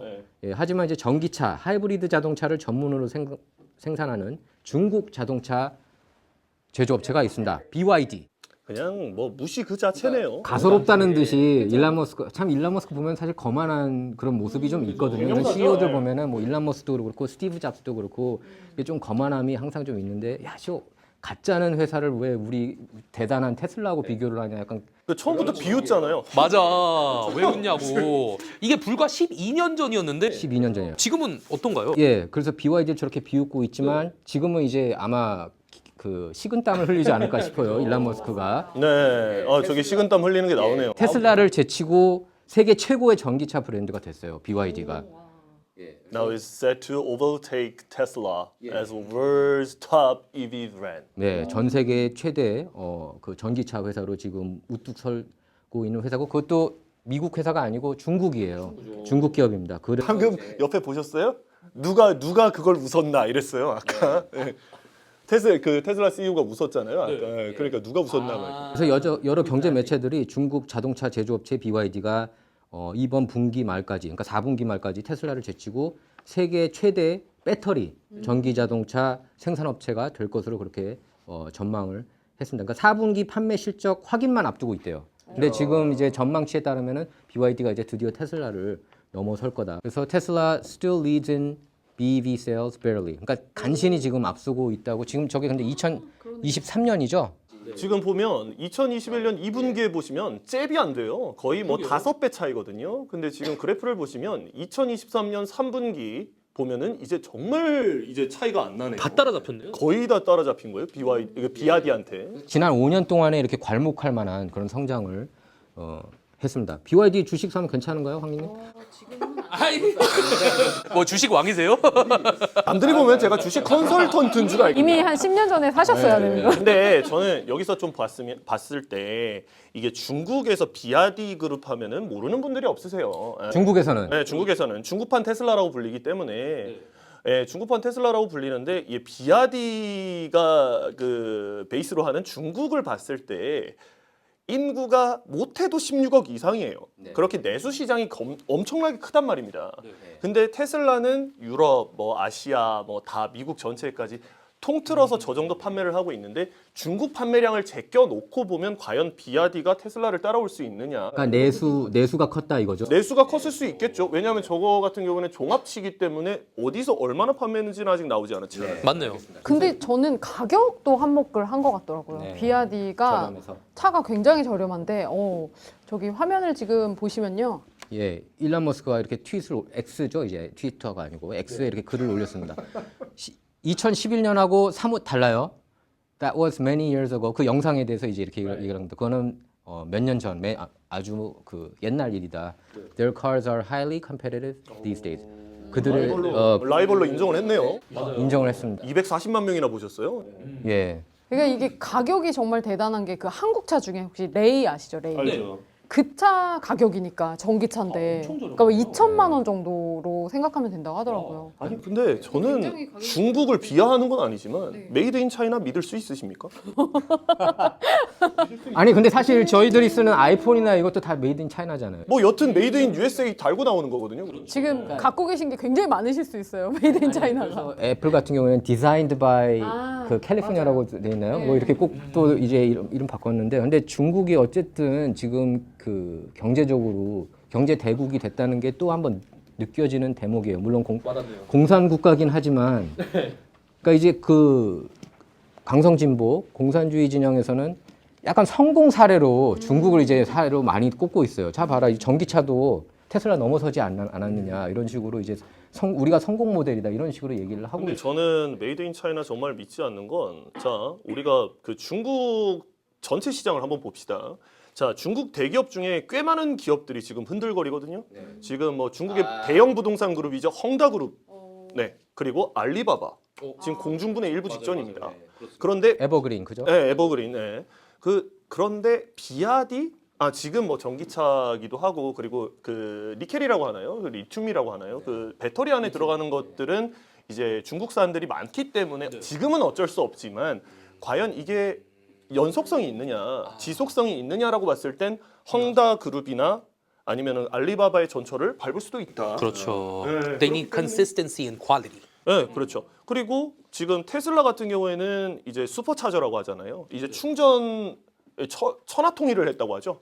네, 유럽, 미국, 북미 뭐 이런 그 더군다나 현대까지 충전소 말을 충전 이 기준을 테슬라로 통합을 했다. 그렇게 되는 거는 비아디 입장에서는 이거는 굉장히 큰 타격이거든요. 또 테슬라가 보험까지 지금 그렇죠. 그 보험 시장까지 이렇게 진입을 했는데 그 비아디가 지금 차를 많이 판매를 했다는 거는 그래서 제가 아까 내수 시장을 짚은 겁니다. 네, 중국에서는 많이 판매가 되지만 과연 세계적인 경쟁력이 있느냐? 예. 그러면 남자분들은 보통 그 차량의 그 디자인에 관심이 많으시잖아요. 궁금한데 세 분이 보셨을 때는 디자인이 어떤가요? 딱정벌레 같아요. 너무 싫어합니다. 그러니까 이게 그 전기차 선두주자잖아요. 테슬라가. 그러니까 저는 이제 교통법 변호사들 몇 분한테 들었는데 그러니까 뭐 현대나 뭐 이런 데서도 전기차 나오고 있지만 테슬라의 장점이 고장이 좀 덜 난대요. 그리고 현대는 한국 같은 경우에는 고장이 안 날 수 있잖아요. 단거리니까. 근데 여기서는 다 장거리잖아요. 근데 거기서 이제 차이가 난다고 얘기를 합니다. BYD 같은 경우에도 중국이 물론 땅덩어리가 큰 국가니까 거기서도 어느 정도 성능을 내는지 좀 더 알아볼 필요는 있는 것 같아요. 주영 씨 말대로 디자인 측면만 본다면 테슬라는 좀 별로다. 저는 남자로서는 저도 제가 봤을 때도 남자로서 별로 그렇게 멋있는 차는 아니지만 랭글러 타시나요? 저는 약간 그런 차를 어떻게 아셨지? 제가 좋아하는 차가 약간 그런 랭글러 같이 생긴 제가 타는 건 아니지만 랭글러랑 뭐 지바겐 이런 걸 좋아하거든요. 아니 근데 테슬라가 아직은 비싸요, 솔직히. 그죠, 테슬라가 비싸요. 대부분 가격이 너무 셀러리맨들이 비쌉니다. 감당하기엔 제가 볼 땐 비싼 것 같고. 맞아요. 그런 점에서 이제 비아디가 미국에서 판매하나요? 판매 안 하죠? 사실 미국에 계신 분들이 그렇게 잘 알고 있는지 모르겠어요. 저는 문화 충격에서 처음 배웠거든요. 이거 준비하면서 왜? 지금 중국산 배터리도 미국에서 지금 저 못 쓰게 하는 지금 뭐 지원금을 중국산 배터리를 쓰는 자동차 업체들에게는 지원금을 주지 않겠다라고 지금 연방 정부에서 발표를 했거든요. 그런데 비아디 중국산 자동차를 미국에서 판매를 한다? 어림도 없죠. 안 돼요. 본 적이 없어요. 네. 비아디 같은 경우는 자동차 회사가 아니라 그 배터리 회사로 시작을 했다고 네. 맞아요. 얘기를 하는데 그런 뭐 안전이나 이런 거에 문제는 없을까요? 메이드 인 차이나의 불신이 있다니까요. 그런 거 나만 그런 게 아니에요. 예, 알겠습니다. 다음 이슈로 넘어가겠습니다. 이 이슈는 to be continued가 될 것 같아요. 중국하고 관련된 이슈라서. 자, 제프리 앱스틴. 유명한 소아 성애자, 범죄자죠. 예. 제프리 앱스틴 그 문서 공개를 앞두고 미국의 그 파워맨들, 유명 인사들이 벌벌 긴장하고 있다고 그럽니다. ABC 뉴스가 이제 가장 먼저 보도를 했는데요. 이 명단 있잖아요. 이제 그 제프리 앱스틴 명단이라는 게 그 앱스틴 아일랜드, 그러니까 미국령 버진 아일랜드에 있는 그 섬에서, 그러니까 그 유명인사들을 데려와서 이제 성관계를 갖게 하고 이제 미성년자들 그리고 그걸 이제 몰래 카메라로 이렇게 촬영을 했다는 얘기가 계속 나오고 있어요. 근데 그 명단에 누가 있느냐 사람들이 계속 궁금해했습니다. 예, 제프리 앱스틴에 대해서. 그래서 그 명단에 이제 빌 클린턴이 있다는 얘기가 나왔습니다. ABC 뉴스가 보도를 했어요. 이거는 박스 뉴스도 보도하고 뭐 데일리 메일도 보도했는데 빌 클린턴이 있고 또 도대체 누가 더 있을까? 뭐 손님 명단에 누가 있을까? 그 왕자 앤드류 왕자 있고 빌 게이츠. 그러니까 빌 게이츠도 간 걸로 이제 드러났고 빌 클린턴 같은 경우는 앱스틴 아일랜드에 26번 갔다 온 걸로 그렇게 드러났어요. 그 비행기 그 라그가 있잖아요. 그죠. 남쪽. 26번이나 있었다고 그러고 빌 게이츠도 있었다고 그러고 그래서 지금 벌벌 떨고 있대요. 이게 공개되는데. 근데 그 지난달 뉴욕 연방 판사가 앱스틴과 관련된 모든 사람 미성년자만 빼고 모든 사람을 문서를 다 봉인을 해제해라. 그렇게 명령을 했습니다. 그래서 이제 앱스틴 아일랜드에 가는 사람들이 이제 명단에 이렇게 나오는 게 아니냐. 정말 직책 등도 다양하네요. 관련자, 피해자, 수사관, 뭐 사건을 취재한 언론인 등 많은 사람들의 신원이 공개될 예정이다. 예, 그렇게 얘기를 하고 있는데 이제 빌 클린턴이 나온 거는 솔직히 놀랄 일은 아니었어요. 그죠. 원래부터 워낙 그 앱스틴이 소유하는 뉴욕 저택에서 그 액자 하나가 있었는데 그림이 하나 있었는데 혹시 기억나는지 모르겠지만 빌 클린턴이 파란색 치마를 입고 있는 그런 초상화가 있었어요. 그래서 이거 좀 빌 클린턴하고 보통 관계가 아니구나 그런 얘기가 있었고 보통 다른 사람 그렇게 다른 남자가 그렇게 치마 이상한 의상을 입고 있는 초상화 사진도 아니고 그림을 그렇게 걸어놓는 일은 없죠. 잘. 없죠. 예. 그래서 지금 근데 앱스틴 그러면은 제프리 앱스틴이 2년 전에 돌아가셨나요? 3년 전에 사망했죠. 3년 전에. 그 뉴욕 교정 시설에서 이렇게 공식적으로는 자살이라고 얘기를 했지만 그 자살 놓고도 굉장히 지금 논란이 많아요. 그분이 아니라 그 사람은 자살이 아닐 수 있죠. 왜냐하면은 마침 그 시간에 교도관들이 졸고 있었고 그리고 폐쇄로 CCTV에서 이렇게 그 촬영을 계속 해야 되는데 24시간 내내 그때 마침 고장이 나 있었죠. 수상하네요. 예. 그리고 그 교정 시설 내 보면은 40년 동안에 딱 2명만 자살했다고 그런다. 근데 마침 하필이면 이 사람이 자살한 걸로 나오는데 그리고 신원이 이제 공개될 예정이고. 이거 뒤집어지겠는데요? 그래서 지금 난리가 났대요. 지금 그 월가 쪽에서도 지금 난리가 났고 엔터테인먼트 쪽에서도 난리가 났고 이게 자기 이름이 이제 언급되면은 거의 미성년자랑 한 거나 마찬가지 같은 그런 느낌을 줄 수가 있잖아요. 예. 그 최악이잖아요. 미국 내에서는 범죄 중에서도 최악이잖아요. 예, 그렇습니다. 아마 최대 스캔들이 될 수 있지 않을까라는 생각이 드네요. 만약에 사실이라면. 사실이라면은 그렇고 뭐 이미 이분은 이제 유죄가 드러났던 거고 앱스틴 같은 경우에 그다음에 앱스틴의 애인이었죠. 애인 겸 여자친구 겸 동업자인 길레인 맥스웰 같은 경우에도 그 미성년자 그 성법 위반해 가지고 지금 20년째 20년이 아니라 징역 20년을 선고받았습니다. 예. 그래서 앱스틴 혐의가 성매매뿐이라고 알려졌지만 실제로는 피해자들 중에는 문자 그대로 이제 강간을 당했다는 그런 증인하는 여성이 많고 그 중에는 미성년자도 많습니다. 예. 그래서 이게 제프리 앱스틴 논란은 사실 이거는 그 인디펜던트 저널리스트죠. 독립 저널리스트인 알렉스 존스라고 아마 인포월스 진행하는 분으로 유명한데 그분이 한 10년 전부터 얘기했어요. 이거 앱스틴 이거 뭐 이상하다. 왜 이렇게 그 사람들이 그 섬에 왔다 갔다 하느냐, 들락날락 하느냐. 그게 논란이 많고 지금 앱스틴 변호사들은 앱스틴이 자살하지 않았다고 그렇게 주장하고 있습니다. 척추골의 골절이 자살이 아닌 이건 타살이라고 그렇게 주장을 했어요. 그 법의학 전문가들도 그렇게 일부가 얘기를 했습니다. 근데 뭐 어떻게 끝날지는 참 좀 그런데 지금 이렇게 그 섹스 스캔들 이 섹스 스캔들에다가 이거 몰래 카메라로 이 사람들 그러니까 파워맨들을 이렇게 촬영해서 이 사람들을 컨트롤하려고 하는 게 아니었느냐라는 거 그렇게 많이들 지적해요. 혹은 돈을 벌려고 한다. 예. 그래서 도대체 그 제프리 앱스틴을 놓고 그래서 이 사람이 CIA 그 연락 요원 정도로 활동을 했던 게 아니냐 이런 의혹까지 지금 제기가 되고 있는 그런. 근데 저희가 하나 짚고 넘어가야 될 거는 기소가 되기 전까지 그리고 재판 판결이 나올 때까지는 무죄 추정의 원칙에 의해서 이분들은 무죄인 거예요. 그렇죠. 예, 무죄 추정인 무죄이기 때문에 지금 이거는 의혹인 거지. 그래서 그거는 좀 우리 시청자들이 구별을 하면서 들으셨으면 근데- 좋겠다. 근데 이제 무죄 추정의 원칙이라고는 하지만 인민재판이라고 하는 게 있지 않습니까? 우리들이 생각할 때 저는 빌 클린턴 솔직히 저는 그 사람이 어마어마한 성 중독자라는 얘기가 많잖아요. 솔직히 백악관에서 모니카 루인스키 인턴 때도 그런 관계들이 있었고 줄줄이 있었다고요. 주지사 시절 때부터. 그래서 이분이 이런 먹잇감을 노리는 앱스틴 아일랜드에 가서 그냥 딱 사업 얘기만 하고 돌아왔을까? 저는 회의적이에요, 솔직히. 26번이나 왔다 갔다 하셨으면. 네. 근데 아직 나온 거는 26번 왔다 갔다 한 거밖에 없다. 그렇죠. 공식적으로. 지켜봐야 됩니다. 그렇습니다. 예. 그러니까 유죄했다는 건 아니에요. 빌 클린턴이 이름만 공개가 됐습니다. 예. 정치 뉴스는 여기서 마치도록 하겠습니다. 감사합니다. 가정폭력. 어쩌면 우리가 아는 것보다 우리 삶에 깊숙이 자리 잡고 있습니다. 가정을 지키려 사랑해서 무서워서 폭력을 견뎌내는 생존자들. 무관심 속에 생존자들의 고통은 더욱 심해집니다. 가정폭력 미리 예방할 수 있습니다. 결코 당신의 잘못이 아닙니다.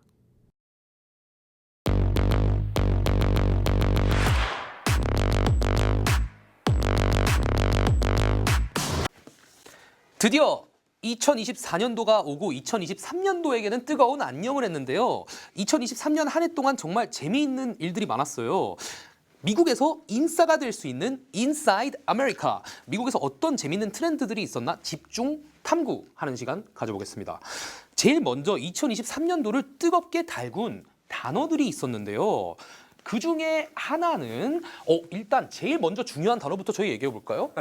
이번에 테일러 가기 전에 테일러 갈라 그랬는데 지금 헷갈리셨죠? 네. 변칙 일부러. 정신 바짝 차려야 돼요. 예, 정신 바짝 차려야 돼. 이슈가 언제든 바뀔 수가 맞습니다. 옥스포드에서 이제 Word of the Year 올해의 단어를 뽑았는데 예, 매년마다 하시죠, 저기서는. 2023년. 맞습니다. 이 단어가 어떻게 보면은 신조어라서 단 한 번도 들어본 적이 없는 분들도 있을 것 같아서 저희가 인사이드 아메리카에서 알려드리려고 나왔습니다. 이 단어는 바로 리즈라는 단어, 리즈라는 단어예요. 리즈. 근데 이게 한국의 리즈 시절 이게 아니라 맞아요. 리즈 하시면 원래 좀 어느 연예인 분의 전성기 이런 뜻이죠. 정확한 표현을 또 잘해주시네요. 예. 전성기라는 뜻인데 이 올해의 단어였던 리즈는 그 리즈란 뜻이 아니고요. 이 어원은 카리스마라는 단어에서 온다고 해요. 그래서 카리스마잖아요. 그래서 거기서 리즈를 뺐구나. 네, 맞습니다. 카리스마 해가지고 리즈. 그렇습니다. 이 리즈라는 게 근데 또 저 사람이 리더십이 있는 되게 카리스마 있는 사람이다. 꼭 이런 뜻이 아니라 좀 이성에게 카리스마가 있는 이성을 유혹할 줄 아는 매력을 가지고 있는 그런 사람이 리즈가 많다라고 단어를 쓰기 시작했다고 해요. 그러니까 섹슈얼리티가 들어있는 단어네. 네, 살짝 그렇다고 볼 수 있죠. 그러니까 좀 간지남, 요즘 말로. 예, 그게 요즘 말인가요? 죄송합니다. 옛날 사람이라서. 간지가 사실 일어 맞죠. 근데 한국에서는 뭐 이제 쓰니까. 네, 맞죠. 요즘 뭐라 그러죠? 요즘요? 멋진 사람 보고? 뭐 차도남? 폼 좋다? 예. 폼 좋다. 예. 아니 폼조차가 그건 옛날부터 있었던 거 아니야? 요즘에 근데 폼 그런 거 많이 쓰는 것 같아요. 요즘 자주 쓰는 이제 끄덕끄덕 해주시네요. 예. 폼조차? 예, 해주시는 것 같아요. 그게 최신 단어로. 예. 네, 간지나다도 요즘 한번 갔구나. 그죠. 좀 좀 지났대. 많이 지났대. 여기서 나이가 3번째로 어린 사람인데 옛날 사람이에요. 예. 그래서 이 리즈라는 단어가 정말 2023년도를 뜨겁게 달군 이유가 카이 세낫이라는 이 스트리머가 있어요. 트위치 카이 세나트 라는 이 트위치 스트리머가 있는데 이분이 이제 가장 많은 미국인들이 듣는 그리고 보는 스트리밍을 트위치에서 진행하시는 분이에요. 근데 유튜브에서는 안 하고요. 유튜브에도 이제 굉장히 많이 나오시죠. 이 스트리밍하는 장면들이. 근데 트위치를 많이 하더라고요. 요새. 그렇습니다. 재밌으신 분인데 그분이 이제 리즈라는 단어를 처음 쓰기 시작하면서 쇼츠 플랫폼 같은 데서 이제 길 가는 사람들한테 당신 좀 리즈 좀 있으신가요? 하면은 제가 제 리즈 보여드릴게요. 트렌드를 만들었군요. Do you have Riz? 뭐 이런 식으로. You have riz? 그러면은 show you my riz. 하면서 뭐 옆에 가가지고 분한테 커피 한 잔 하실래요? 뭐 이런 식으로 해가지고 그죠. 네, 그런 식으로 약간 리즈를 그건 좀 약한 리즈 같은데. 했어요. 옛날에 통했던 준비가 안 됐습니다. 안 통했던 아직 준비 안 멘트로. 되셨어요. 없네요. 옛날 저희 삼촌이 다방에서도 안 했던 그런 거. 와. 어쨌든 그렇게 뭔가 이성을 유혹하는 그런 스킬을 보여주는 게 2023년도에 가장 화제가 됐었기 때문에 이렇게 옥스포드에서 올해의 단어로 선정을 한 게 아닌가 싶습니다. RIWG. 네, RIZZ. Z. 리즈 좀 있네. 이렇게 한국어로 우리가 하면 그렇게 얘기하면 돼요. 리즈 있는데 그죠. 이성이 해야 좀 이게 뭔가 되게 손바로 오그라드는데요. 좀 이성이 해야 점수가. 우리 두 분 한번 리즈 보여주시죠.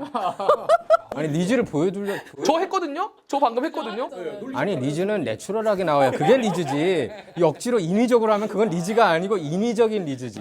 내가 볼 때 이 그 트위터 무슨 집중을 못 하겠네. 푸시하는 그 사람은 내추럴한 리즈를 얘기했을 거예요. 맞습니다. 사실 이게 진짜 내추럴한 무슨 뭐 멘트를 잘하고 이런 걸 떠나서 그냥 그 사람의 분위기나 그냥 그런 유혹하는 그런 진짜 카리스마랑 비슷한 단어기 때문에 사실 그렇죠. 내재돼 있는 게 나오는 거지. 정확합니다. 그렇죠. 그러니까 평상시 모습. 잘 빠져나가시네요. 뭐 그러려고 해서 역시 똑똑한 분들이랑 하니까 이게 제 맘대로 안 되네요. 얇고 넓게 항상 얘기합니다. 또 수많은 다른 단어들도 이목이 집중이 많이 됐었다고 하는데요. 저는 이 단어가 될 줄 알았어요. 스위프티요? 네, 스위프티랑 또 재밌는 단어가 또 있어요. 테일러 노믹스라는 단어였는데요.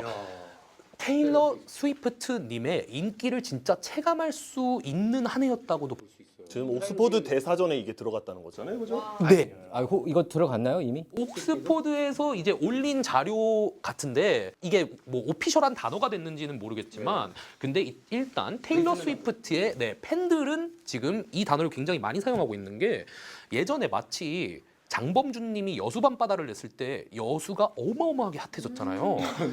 그런 것처럼 이 테일러 스위프트님이 가는 지역마다 이 지역 사회가 막 거의 발전을 하는 거예요. 얼마 전에 크립토닷컴 아레나에서도 한번 난리가 났었죠. 맞아요. 아니 오죽하면은 타임 매거진이 타임지가 역대 최초로 연예인을 올해 인물로 선정했잖아요. 테일러 스위프트를 올해 인물로 선정했. 저는 솔직히 그래가지고 좀 놀랐는데 근데 뭐 그 에러스 투어가 10억 불 이상 매출을 벌써 올렸다고 그렇게 나오고 뭐 가는 곳마다 매진이고 LA에도 공연했잖아요 얼마 전에 뭐 크립토 아리나에서 했는지 뭐 하여튼 여기저기서 했는데 워낙에 돈을 많이 벌어서 거기 트럭 운전수들이 트럭에서 이게 운반하잖아요 그 공연 시설을 5만 달러씩 보너스를 줬대요. 테일러가. 근데 제가 그럼 나도 5만 달러 테일러 팬 될 것 같아. 저도 이제 다른 가수분들이 콘서트 투어를 할 때마다 얼만큼 많이 버시나를 검색하다 보니까 테일러 스위프트님이 다른 분들이랑 그냥 비교도 안 되게 많이 받으시더라고요. 그래서 진짜 5만 달러씩 드릴 수 있을 것 같더라고요. 그러니까 그래서 그 테네시 뭐 이런 가는 주마다 경제가 활성화되고 호텔 업계가 잘 되고 그 요식 업계가 잘 되고 그래서 만들어진 단어가 바로 테일러 노믹스. 테일러와 이 이코노믹이랑 단어를 합쳐가지고 있는 거고요. 저 화면을 보시면 써 있는 게 스위프티라는 단어인데 그 단어도 약간 BTS의 팬들 아미 이런 것처럼 테일러 스위프트의 팬들은 스위프티들이에요. 그래서 그게 올해의 단어가 될 만큼 테일러 스위프트님이 영향력이 컸다라고 볼 수 있는 거예요. 아니 근데 노래가 솔직히 좋아요. 난 솔직히 노래 좋은 건 모르겠더라. 아 그래요? 잘하시는데 그래도. 저는 대중적으로 노래 잘 만드신다고 생각해요. 테일러 스위프트 팬들한테 저항 받으시겠는데? 저처럼 했어야죠. 예. 테일러 스위프트 내가 노래 몇 곡은 좋은데 아니 되게 단순한 것 같고 요즘에 건드리면 안 되는 아이돌이 아니죠. 연예인이 BTS랑 테일러 스위프트예요. 요즘 제일 센 게 아미랑 스위프티들이니까. 제가 시즌 1 때 BTS 살짝 건드렸다가 몰매를 맞. 이번에도 또 스위프티들한테 당하겠네. 최전선에 서주시는 원희사님 감사드립니다. 예. 노래만 얘기한 거예요. 뭐 각종 이제 단어들이 정말 유행을 많이 했었는데요. 뭐 그린 플래그, 레드 플래그 누구 이성을 만날 때 그런 단어 있었잖아요. 베이지 플래그라고 약간 애매한 그냥 속옷을 맨날 빵꾸난 걸 입고 다닌다든지 이거를 헤어져야 되나 말아야 되나 되게 애매한 것들 있잖아요. 그런 것들을 또 베이지 플래그라고 부르는 단어도 인기가 많았고. 그건 되게 생소한. 생소한데 빨간 그럼 레드 플래그는 뭐예요? 레드 플래그는 뭐 주변에 이성 친구가 너무 많다든지. 매일 밤에 뭐 이성 친구들이 전화가 온다든지 이런 걸 레드 플래그죠. 헤어져야 되는. 그러니까 어장 관리하는 사람들. 그렇죠. 그 그린 플래그는 그린 플래그는 그냥 뭐 선비예요? 핸드폰을 뭐 항상 보여준다든지 내가 그냥 오픈해놓고 락도 안 걸려 있고 그냥 뭐 숨기는 게 없어 보인다든지. 아, 깨끗하다. 그린 플래그. 아. 네, 그렇죠. 이제 베이지 플래그는 이거를 어떻게 해야 돼? 근데 그냥 뭐 만나지 뭐 이런 게 약간 베이지 플래그. 애매하다. 애매하다. 그거 진짜 몰랐네. 그게 MZ 세대가 많이 쓰는. 네, 요 2023년도에 진짜 올해의 단어가 될 뻔한 단어 중에 하나였던 단어인 거예요. 네, 그런 단어도 있었고 또 디인플루언싱, 디플루언싱 디플루언싱은 알아요. 예, 저희가 한번 라디오 콜에서 소개를 한 적이 있었어요. 예. 있습니다. 뭐 요즘에는 인플루언서들이 이제 물건 판매하고 이런 게 너무 많잖아요. 그래서 뭐 보다 보면 다 광고예요. 예, 그러다 보니까 뒷광고, 앞광고. 옆 광고, 뭐 윗 광고, 담 넘어 광고, 앞으로 구르기 광고 다 해요. 네, 전부 다 아는데 모든 광고를. 그럼 광고만 하지 그지? 그러니까 그럴 거면 그냥 광고 플랫폼을 하나 만들어요. 그래도 예쁘면 보잖아요, 다들. 아니 보면서 어떤 거는 잘생기면 안 봐요? 아, 여자들은 근데 여자들보다 남자들이 더 열심히 보잖아요. 아니 어떤 건 헷갈려. 이게 광고인지 진짜 컨텐츠인지. 야, 남자들한테 저항받겠네. 제가 이래서 여기 나왔습니다. 디플루엔서. 전 디플루엔서 마음 들더라고. 네, 디플루엔서들은 이제 이런 물건들 사지 마라. 너네 이런 광고에 제발 속지 좀 마. 이런 뭔가 신선함이 조금 저희가 필요했던 것 같긴 해요. 예. Breath of fresh air, you know. 그래서 그런 단어들도 굉장히 핫했는데요. 또 2023년도에 단어들만 핫했던 게 아니에요. 아주 대한민국 짝짝짝짝짝. 우리에게도 관심이 집중이 된 한 해였다고 볼 수 있습니다. 어디 가서 나이 어리다고 하지 말아요.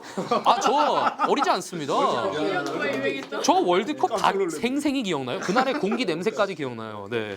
그런데 2023년도 구글 검색어 순위가 발표가 됐거든요. 전 세계인에. 전 세계인의 구글 검색어 순위가 발표가 됐는데요. 구글 검색으로 레시피를 저는 많이 찾아보게 되더라고요. 어떤 요리가 왜 그러냐면은 요즘에는 이제 각종 해외 요리들이 많다 보니까 인스타를 보다 보면은 그냥 보면 이게 도대체 무슨 맛이 날 음식인지 알 수가 없어요. 그렇죠. 그래서 레시피를 검색해보면 재료들이 보이니까 대충 맛을 상상을 할 수가 있거든요. 전 그런 식으로 좀 레시피를 많이 이용하는데 올해 한국 음식이 레시피 검색 1위를 했다고 합니다. 대단하죠? 이제는 그 K푸드까지 세계를 휩쓰네. 네, 한번 맞춰보세요. 어떤 음식이 좀 이거 답을 이미 알고 있어가지고 나. 맞아요. 제가 여기 적어놨거든요. 저희 친절하게 제가 사진까지 넣어놨는데 그린 플래그예요. 네, 비빔밥. 맞습니다. 비빔밥인데요. 1위로 비빔밥을 정말 온 세계인들이 궁금해했다고 합니다.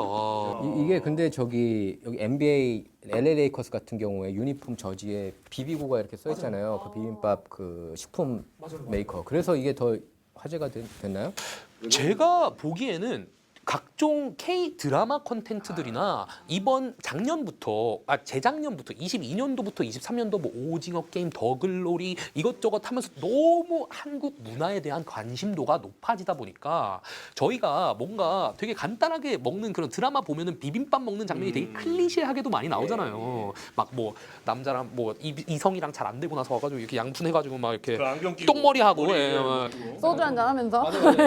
그런 걸 보다 보니까 해보신 것 같은데요? 안 해봤죠. 아니 근데 보니까 유튜브가 파급력이 엄청나다는 걸 느끼는 게 미국에서도 이제 먹방이 있잖아요. They call it 먹방. They call it 먹방. 먹방이라고 얘기를 하더라고요. 다른 나라들에서 많은 유튜버들도 이렇게 할 때 그거 보면은 그런 비빔밥이 1위 하는 게 그렇게 놀라운 일은 아니구나. 비빔밥 자체가 이게 뭐 딱 레시피가 있다기보다 그냥 비벼서 먹는 밥이 비빔밥이죠. 김치 넣고 하면 김치 비빔밥. 그다음에 나물 넣고 하면 참치 비빔밥. 어떤 사람들은 그래서 약간 개밥 같다고 싫어하는 분들도 계시고. 한국인들은 그렇지만 네, 이제 외국 분들에게는 언제 내가 이거를 어떻게 이렇게 집에서 있는 재료들로 쉽게 만들 수 있는 이런 것도 아니잖아요. 그래서 너무 궁금한 거죠. 그렇습니다. 외국인들 입장에서는 좀 특이할 것 같아. 건강해서 또 좋아할 것 같기도 하고 여성분들 특히 외국. 네. 맞습니다. 2023년도 정말 멋진 한 해였는데요. 24년도에는 어떤 트렌드들이 저희를 기다릴지 정말 궁금해지네요. 이제 미국에서 가장 빠르게 인싸가 될 수 있는 인사이드 아메리카.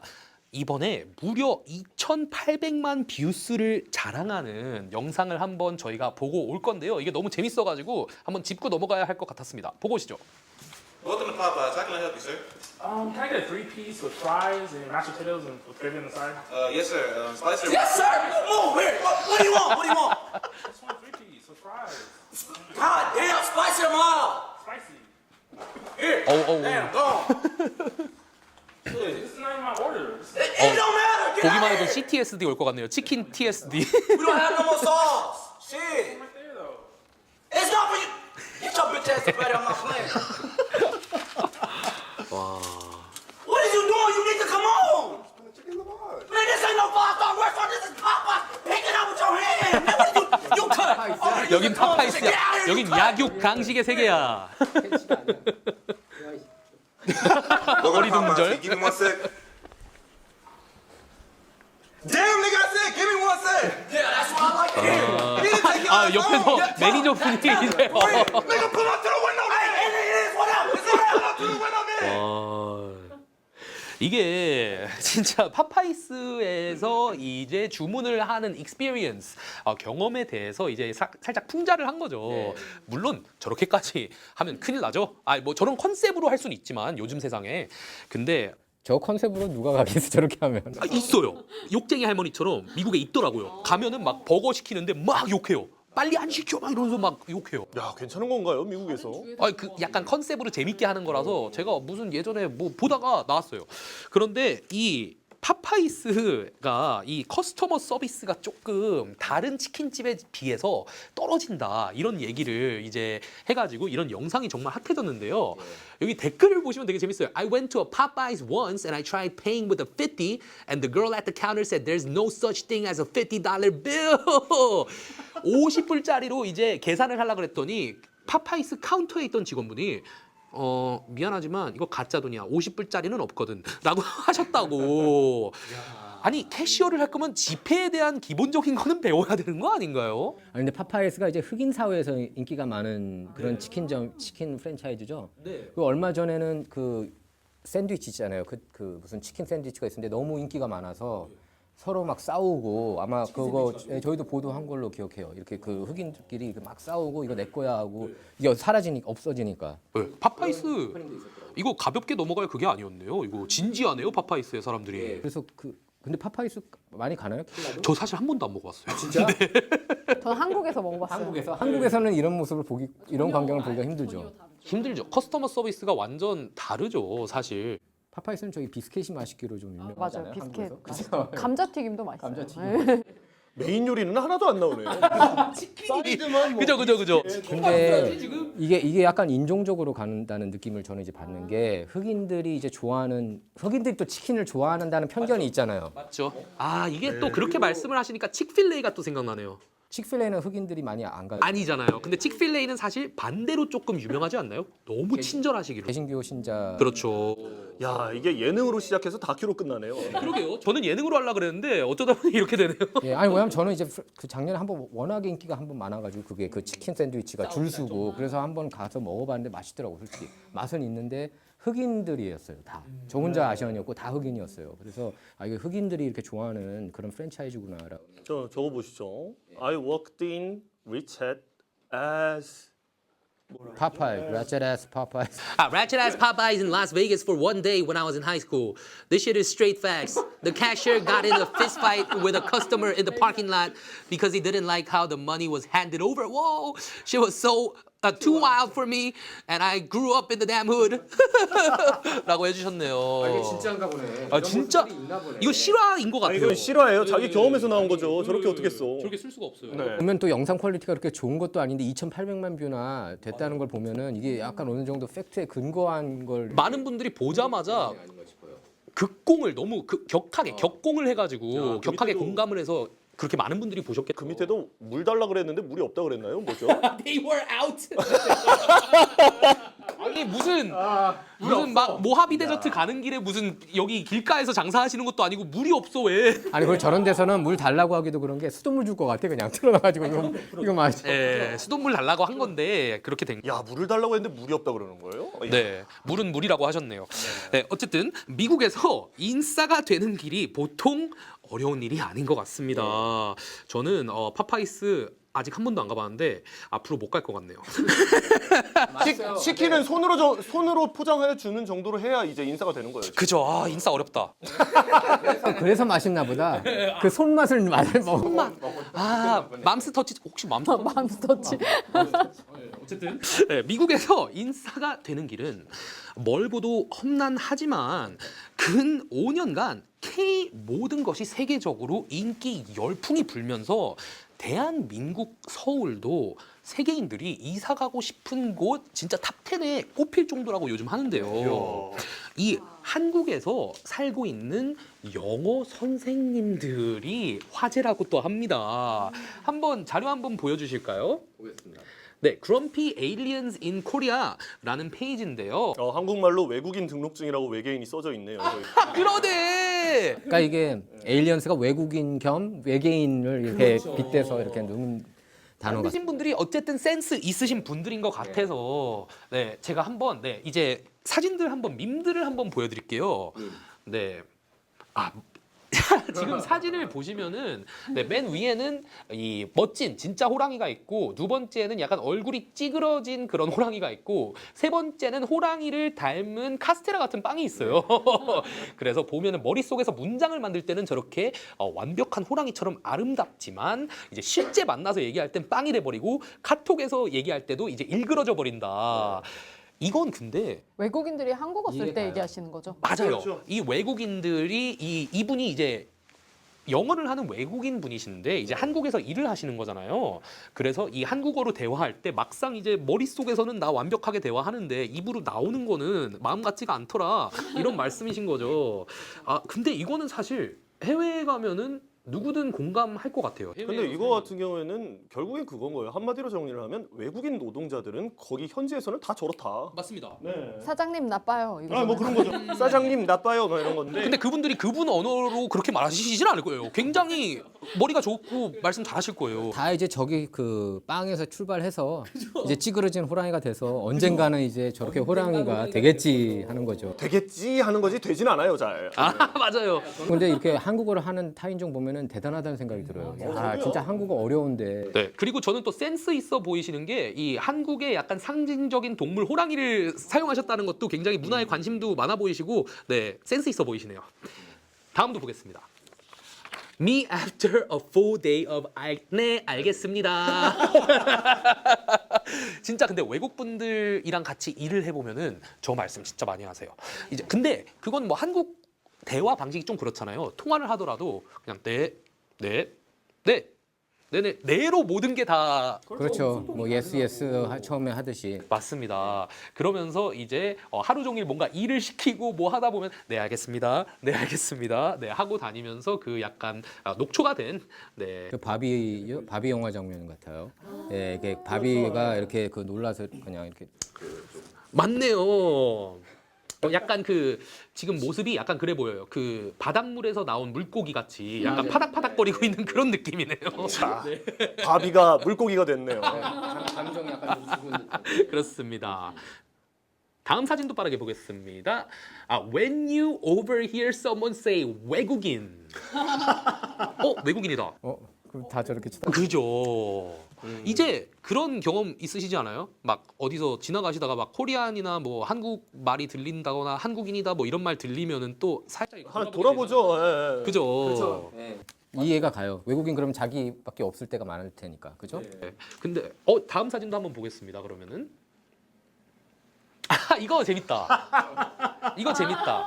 이거 지금 보시는 분들이 조금 이해가 안 가실 수도 있어요. 이태원이랑 홍대의 문화를 잘 모르시면 그럴 수도 있는데 이태원이 이제 원래는 굉장히 외국인들에게 핫한 성지였잖아요. 그렇죠. 핫플레이스였죠. 근데 근 5년간 이 이태원에서 있던 외국인들 파티 파퓰레이션이 홍대로 많이 넘어가고 있어요. 그래서 옛날 사람들은 Let's go 이태원 하고 이제 어린 조금 G세대 애들은 G세대 외국인 친구들은 홍대 애니원 한다는 거죠. 네, 그렇게 지금 해석할 수 있을 것 왼쪽 보면 아인슈타인이고 오른쪽이 오펜하이머예요.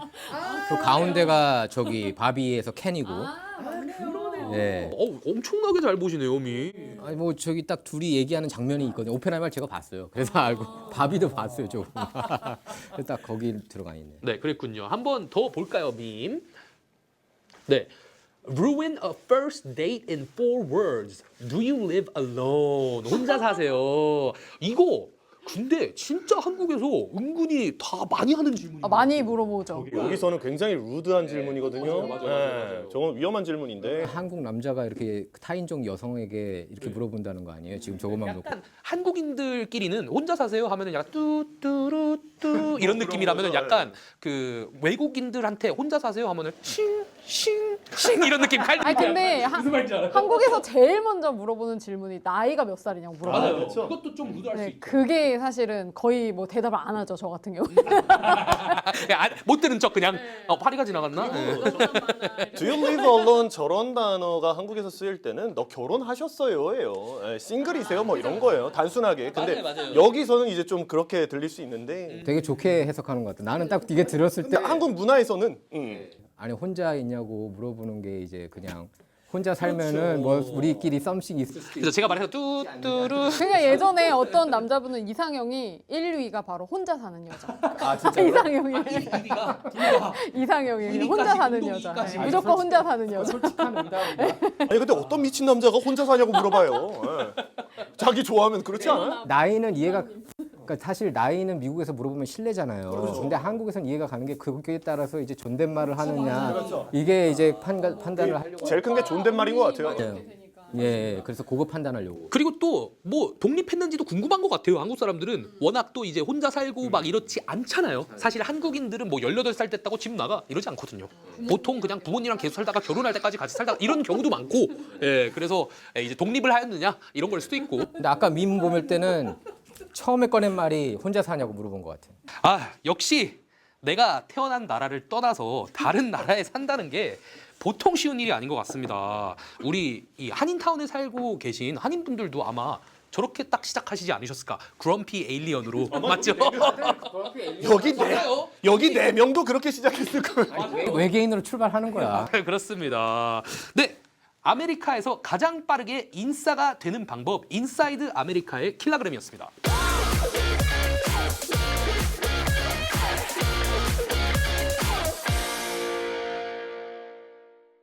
저는 문화충격 2에서 라이프 스타일에 관한 이야기, 그러니까 뭐 연애 아니면 엔터테인먼트, 셀럽들의 이야기, 때로는 영화나 음악, TV쇼 등을 좀 재미있게 풀어나갈 예정이니까요. 많은 기대 부탁드리겠습니다. 첫 번째 소식 오늘 전해볼게요. 바로 누구의 이야기냐.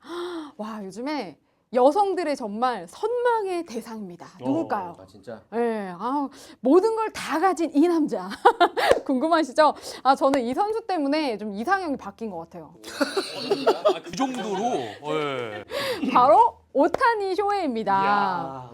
요즘 핫하죠. 그죠? 제일 핫해요. 와, 키가 일단 192cm인가 3cm예요. 그죠? 사실 뭐 가요계에는 테일러 스위프트가 있다면 뭐 지금 스포츠계에는 오타니 쇼헤이죠. 아시안으로서 자랑스럽죠. 이런 또 근데 다른 이유 때문에 좋아하는 거 아닌가 싶어.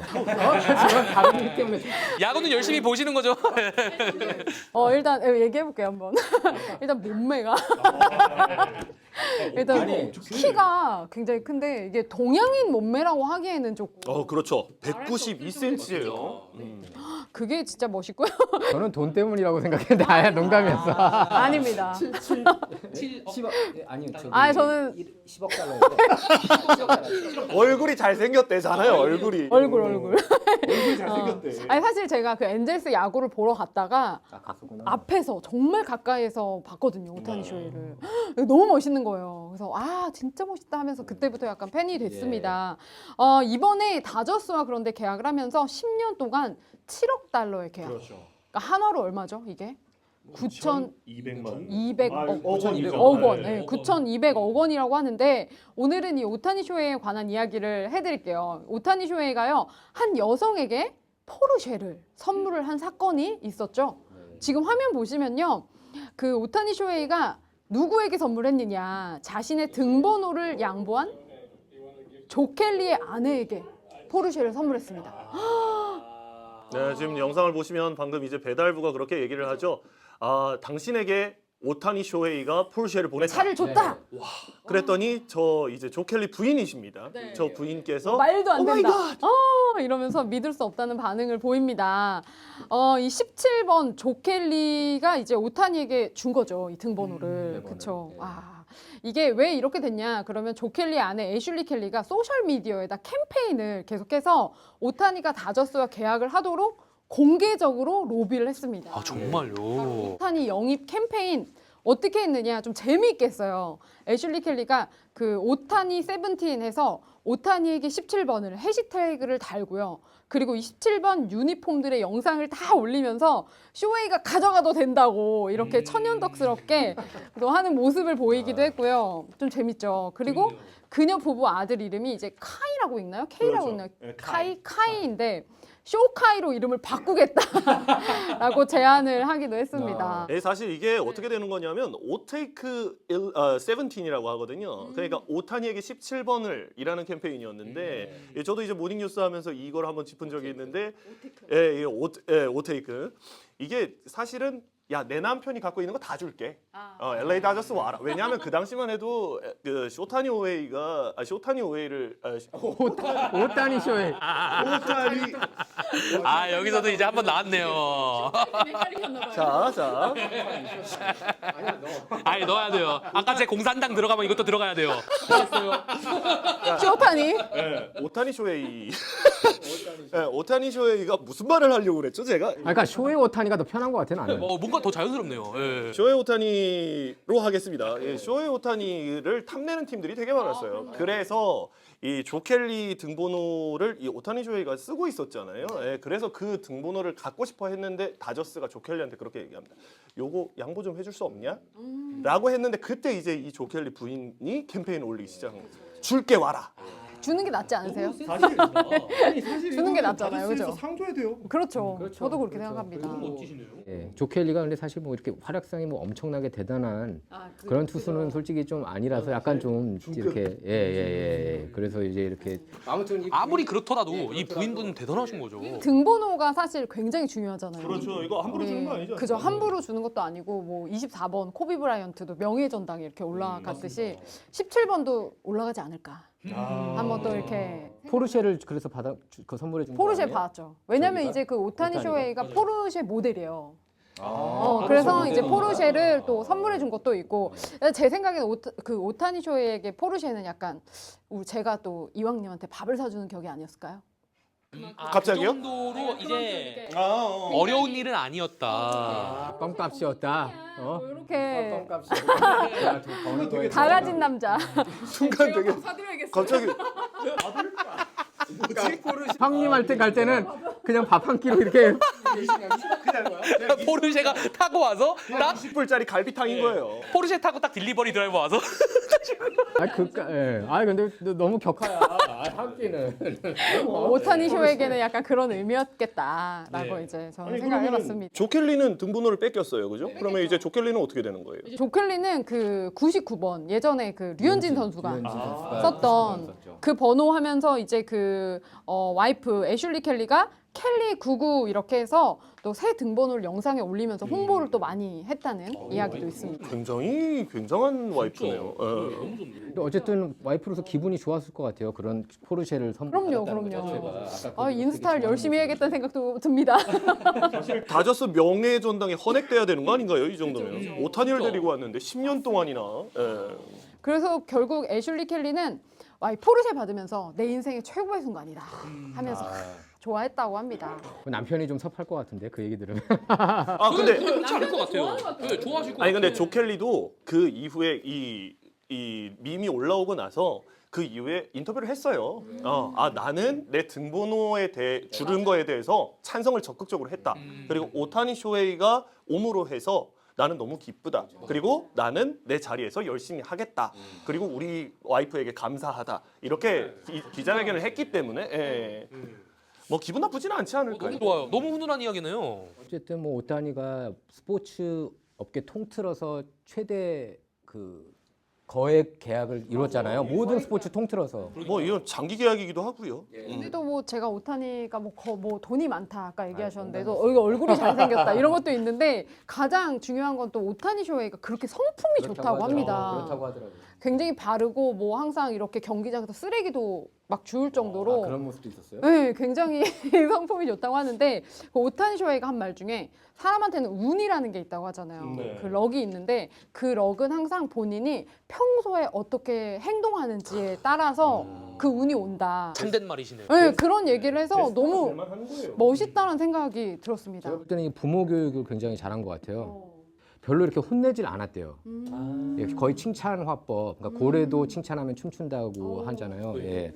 그래서 칭찬을 많이 해줬고, 근데 원래 또 타고난 성품이 또 이렇게 착하지 않나 그런 생각도 들더라고요. 정말 완벽남이시네요. 너무 멋있는 오타니 쇼헤이 사랑합니다. 다저스 게임 기대된다고도 한마디만 해주세요. 다저스 게임 기대됩니다. 두 번째 소식으로 투수 타자로 맹활약하니까 또 정말 대단하죠. 새 역사를 쓰고 있습니다. 메이저리그에서. 한번 뭐 저희 라코에서 한번 가야 되는 거 아니에요? 보러 그런 거? 아, 오타니가 여기 와야죠. 문충주에. 자, 알았어요. 알았다고. 다음 소식 가시죠. 네, 두 번째 소식 제가 알려드리는데요. 아마 이 영화 하면 다들 기억하실 것 같습니다. 저 어렸을 때 봤던 공포 영화 중에 1등이 뭐였는지 아시죠? 바로 양들의 침묵. 와, 여기에 바로 전설적인 배우가 있죠. 안토니 홉킨스. 이제 안토니 홉킨스의 나이가 무려 86세인데요. 많이 되셨네요. 네. 무려 86세라고 하니까. 무려 그냥 86세라고 86세 죄송합니다. 우리가 조금 그러네요. 벌써 86세가 되셨는데 지난 12월 20일에 자신의 인스타그램에 그 밴쿠버 샹그릴라 호텔에서 로비에서 피아노를 연주하는 모습을 올렸습니다. 와, 한니발 렉터의 지금 피아노 연주를 볼 수 있는 건가요? 엄청 잘 치시는데요? 멋있네요. 와. LA잖아요, 이게. 그죠? 예. 밴쿠버요. 아, 밴쿠버.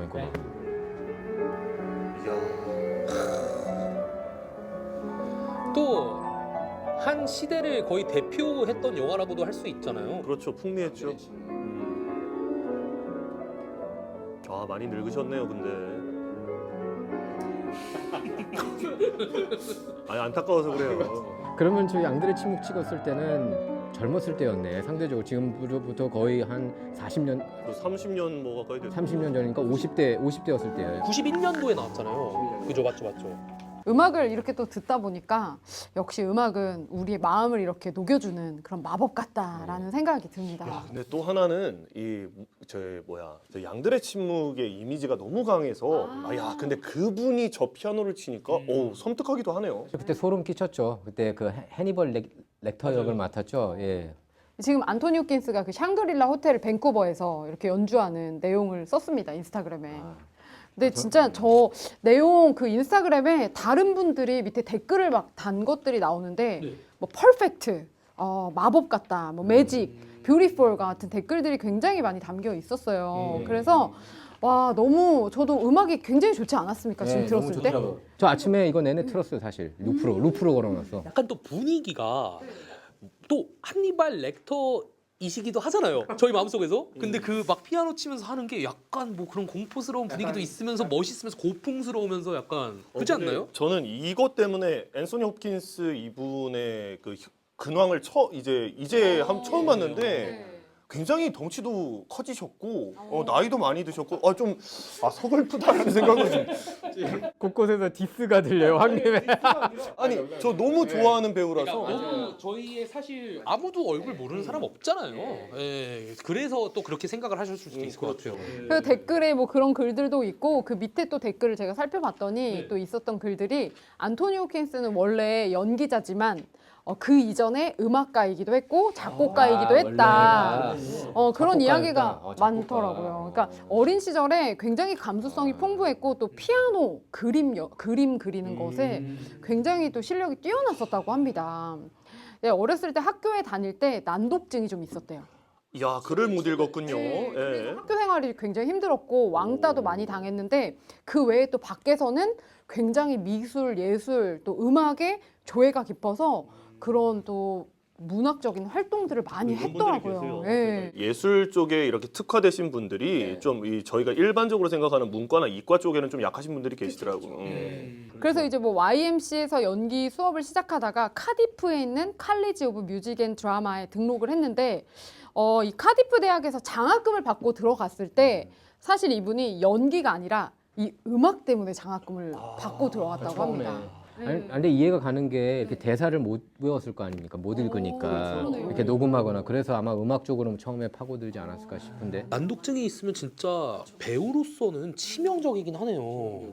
배우가 안 될 수도 있었던 것이죠. 제가 알고 있기로는 난독증 그 있는 분들은 누가 이게 녹음을 해주고 그걸 들어서 다시 이렇게 연습하려 한다고 그러더라고요. 그럴 수도 있겠네요. 그러니까 톰 크루즈도 난독증이잖아요. 톰 크루즈도 그런 식으로 이렇게 대사 외웠다고 하더라고요. 예. 이 안토니 호키스는 3번을 결혼을 했어요. 근데 갑자기요? 네, 갑자기 또 얘기를 해드려야 되니까 그럴 수 있죠. 네, 첫 아내는 배우였던 페트로넬라 바커에서 1967년에 결혼을 했지만 이 홉킨스가 음주 술 굉장히 좋아하십니다. 중독이 좀 굉장히 심해서 딱 보면 좀 좋아하실 것 같아요. 느낌. 결혼 생활을 좀 정상적으로 못해서 헤어졌고 둘 사이엔 또 에비게일 홉킨스라는 딸이 있었는데 이혼 후에 이제 연락을 홉킨스 딸과 안 하다가 이후에 관계를 회복해서 자신의 영화에 함께 출연하기도 했습니다. 네. 그리고 나서 이제 1973년에 결혼한 두 번째 아내 제니퍼 린턴은 이 홉킨스를 알코올 중독에서 몰아내줬어요. 그래서 29년 동안 결혼 생활을 유지를 했고요. 그런데 두 번째 아내네요. 그렇죠.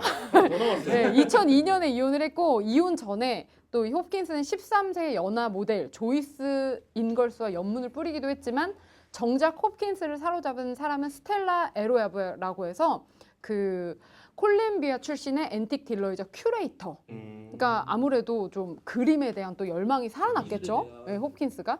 그래서 전시회를 또 함께 열게 했다는 그런 이야기도 있습니다. 그때부터 약간 예술혼이 다시 또 자극을 좀 받기 시작했던 것 같아요. 네, 그래서 몇 년 전에는 이제 피아노 이 콘서트도 계획을 했습니다. 콘서트까지요. 네. 그 정도로 실력이 있으시군요. 근데 저는 영상을 보다가 이 피아니스트로서의 꿈을 아직도 잃어버리시지 않으신 거잖아요. 나이가 무려 86세, 무려가 또 나왔네요. 제가 누누이 얘기하지만 저항받아요. 공격당해. 뭐 무대 앞에 서가지고 저렇게 피아노 공연을 하시기에는 진짜 무려 86세이실 수도 있죠. 그쵸. 그 정도로 하시는 저게 이제 로비에서 이제 편안하게 그 비어 있잖아요. 거기서 그냥 이렇게 친 것 같아요. 근데 지금 콘서트를 준비하신다고 하니까. 진짜 멋지시네요. 그래서 이런 생각이 들더라고요. 2024년에는 저희도 아직 못 이룬 꿈이 있다면 또 그 꿈을 향해서 우리 홉킨스처럼 뭐 많은 결혼 생각을 하게 돼요. 그렇게 이왕님은 말씀을 못 이어나가지고 못 이룬 게 아니라 안 이룬 거예요. 네 정확하게 다시 말씀하십니다. 안 이룬 거라고. 해야지. 그래서 여기까지 제가 또 이 음악에 대해서 또 안토니 호킨스에 대한 이야기 나눠봤고요. 제가 세 번째 준비한 이야기는요. 방금 우리 이왕님께 제가 여쭤봤잖아요. 못 이룬 꿈이 있다면. 그래서 이제 새해가 밝았는데 우리 애청자 여러분들도 올해는 좀 더 잘해보자 이런 생각들 많이 가지실 것 같아서 또 어떤 분들은 좀 일적으로 내가 좀 성장했으면 아니면은 좀 재정적으로 좀 더 벌자 이러신 분들도 계실 것 같고 또 아니면 더 건강해지자 뭐 이런 목표들을 가지고 계실 것 같은데요. 그리고 또 어떤 분들은 결혼 어떤 분 결혼? 나중에 결혼 이렇게 아니 결혼 사랑을 찾자 뭐 이런 결혼 이꼴 이황 나오겠는데요? 주식 왕 그리고 결혼 왕. 댓글로 달아주세요. 관심 있으신 분들. 이런 것들이 목표이실 수 있잖아요. 그래서 저희가 한번 또 올해 새해 어떤 목표들을 가지고 계시는지 제가 먼저 나눌 테니까 한번 같이 먼저 나눠보시면 좋을 것 좋습니다. 같습니다. 저는 이제 2024년 되면서 좀 더 건강해지자라는 목표예요. 어디 아프신가요? 마음이 또 이렇게 또 안 좋게 돼요. 오늘 그래서 저는 좀 몸도 건강해지는 것도 중요한데 운동도 열심히 하고 당연히 그래야 되지만 좀 내적으로 성장하는 그런 한 해를 보내고 싶다는 생각이 많이 들어서 공부도 좀 많이 하고 책도 많이 읽고 또 그리고 이 문화충격 함께 하면서 우리 이렇게 함께 우리 호스트분들과 또 많은 지식을 쌓는 것도 저의 목표 중에 하나고요. 그리고 또 문화충격 시즌2를 성공시키는 게 목표입니다. 아, 응원합니다. 여기 제작진 있다고 얘기하시는 거 아니죠? 지금 대표님이 계십니다. 잘 보이고 싶어서. 네, 새해 소망을 지금 대표님 보고 말씀하시는 것 같던데. 아무튼 뭐 저의 새해 소망은 이렇습니다. 네. 좋습니다. 다음은 그러면 네, 저는 원영석. 원래 새해 목표를 안 정해요. 언젠가부터 어릴 때는 했는데 뭐냐면 왜 안 정하냐면은 안 지켜지니까 해도 이렇게 하니까 보니까 계속 기분만 다운되고 3월, 2월, 3월 되면은 이거 안 가고 뭐 벌써부터 첫 달부터 이게 깨지네 해가지고 그리고 사람들이 뭔가 고칠 수 있으면은 그 해 뭐 6월에도 고칠 수 있고 7월에도 고칠 수 있고 언제든지 노선은 플렉시블하게 고칠 수 있는 게 좋다고 생각해서 저는 이제 개인적으로 신년 목표는 안 정하지만 올해는 하나 생겼어요. 올해는 주영 반전이? 주영님이 선수 쳤는데 문화 충격 시즌 2 대박 나기를 바라는 마음입니다. 그냥 밑에 자막으로 깔아주세요. 지금 PD님께서 고개를 저으셨어요. 문화충격 시즌 2 그냥 성공 기원. 짜증내는 것 같아 지금 딱 듣고 나서 미안. 그렇게 목표를 세웠습니다. 예. 좋습니다. 사회생활이니까요. 네. 저부터 네, 하겠습니다. 킬러그램. 그러면은 저는 사실 3년 계획이 이제 생겼어요. 좀. 3년이에요? 네. 저는 이제 머릿속에서 제가 한 몇 년, 한 1년 반 정도를 쉬면서 2026년도에는 내가 커리어를 진짜 어마어마하게 월드와이드로 유명해지겠다라는 생각을 해놓고 있었어요. 뮤지션으로서. 뭐가 됐든 뮤지션도 네 뭐가 됐든 근데 2024년도 이번 첫 주잖아요. 지금부터 3년 계획이 시작입니다. 네, 첫 주입니다. 네. 응원합니다. 네. 25, 26. 그러니까 26년에는 이제 문화 충격주가 잘 됐으면 좋겠다. 그런 그 얘기를 돌려서 이렇게 얘기한 거야. 이걸 통해서 떠가지고 물론 문충투도 잘 돼야 되지만 네 저의 그런 음악적인 커리어라든지 네, 뭐가 됐든 정말 더 많은 분들에게 얼굴도 알리고 더 많은 분들에게 내가 누군지 제가 누군지 더 보여드리고 그러고 싶습니다. 응원해 주세요.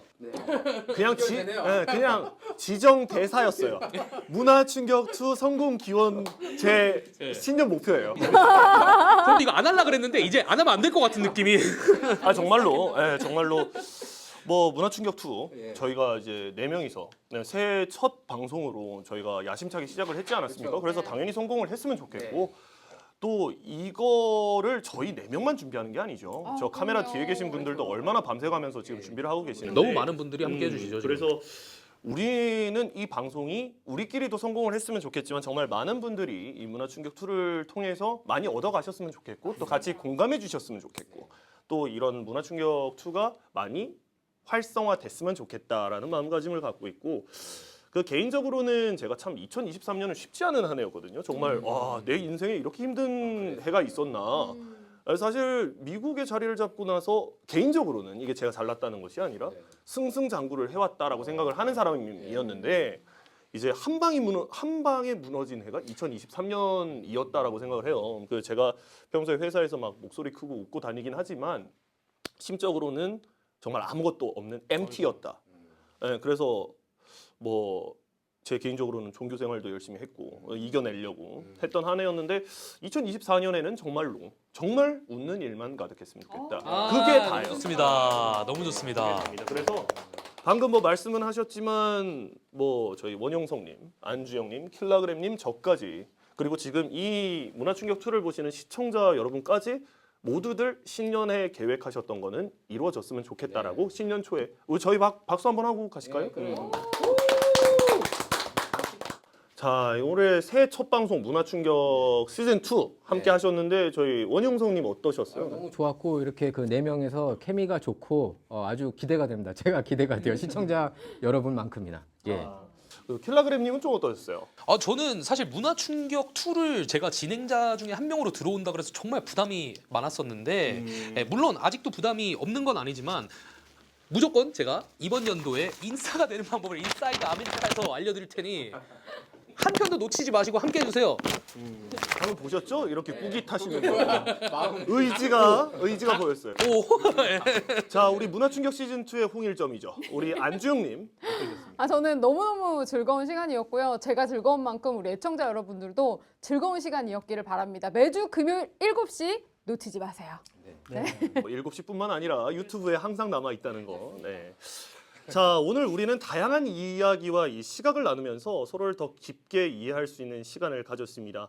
이 마틴 부버가 이 그의 저서 이 I Am Thou에서 말했듯이 모든 참된 삶은 만남에 있다라는 것들을 이제 저희가 되돌아볼 수 있겠는데요.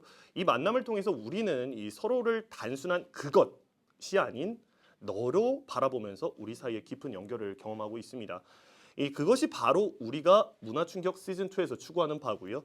이 오늘 저희와 함께 해주신 모든 여러분들, 그리고 시청자 여러분들, 그리고 이 문화충격 진행자분들 감사드리고, 다음 주에도 여러분과 소중한 만남 기대하면서 오늘 토론과 이야기가 여러분의 일상에 긍정적인 영감을 주길 바랍니다. 다음 주에 뵙겠습니다. 다 같이 인사하시죠. 감사합니다. 가정폭력.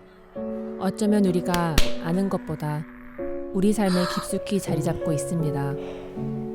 가정을 지키려 사랑해서, 무서워서 폭력을 견뎌내는 생존자들. 무관심 속에 생존자들의 고통은 더욱 심해집니다. 가정폭력, 미리 예방할 수 있습니다. 결코 당신의 잘못이 아닙니다.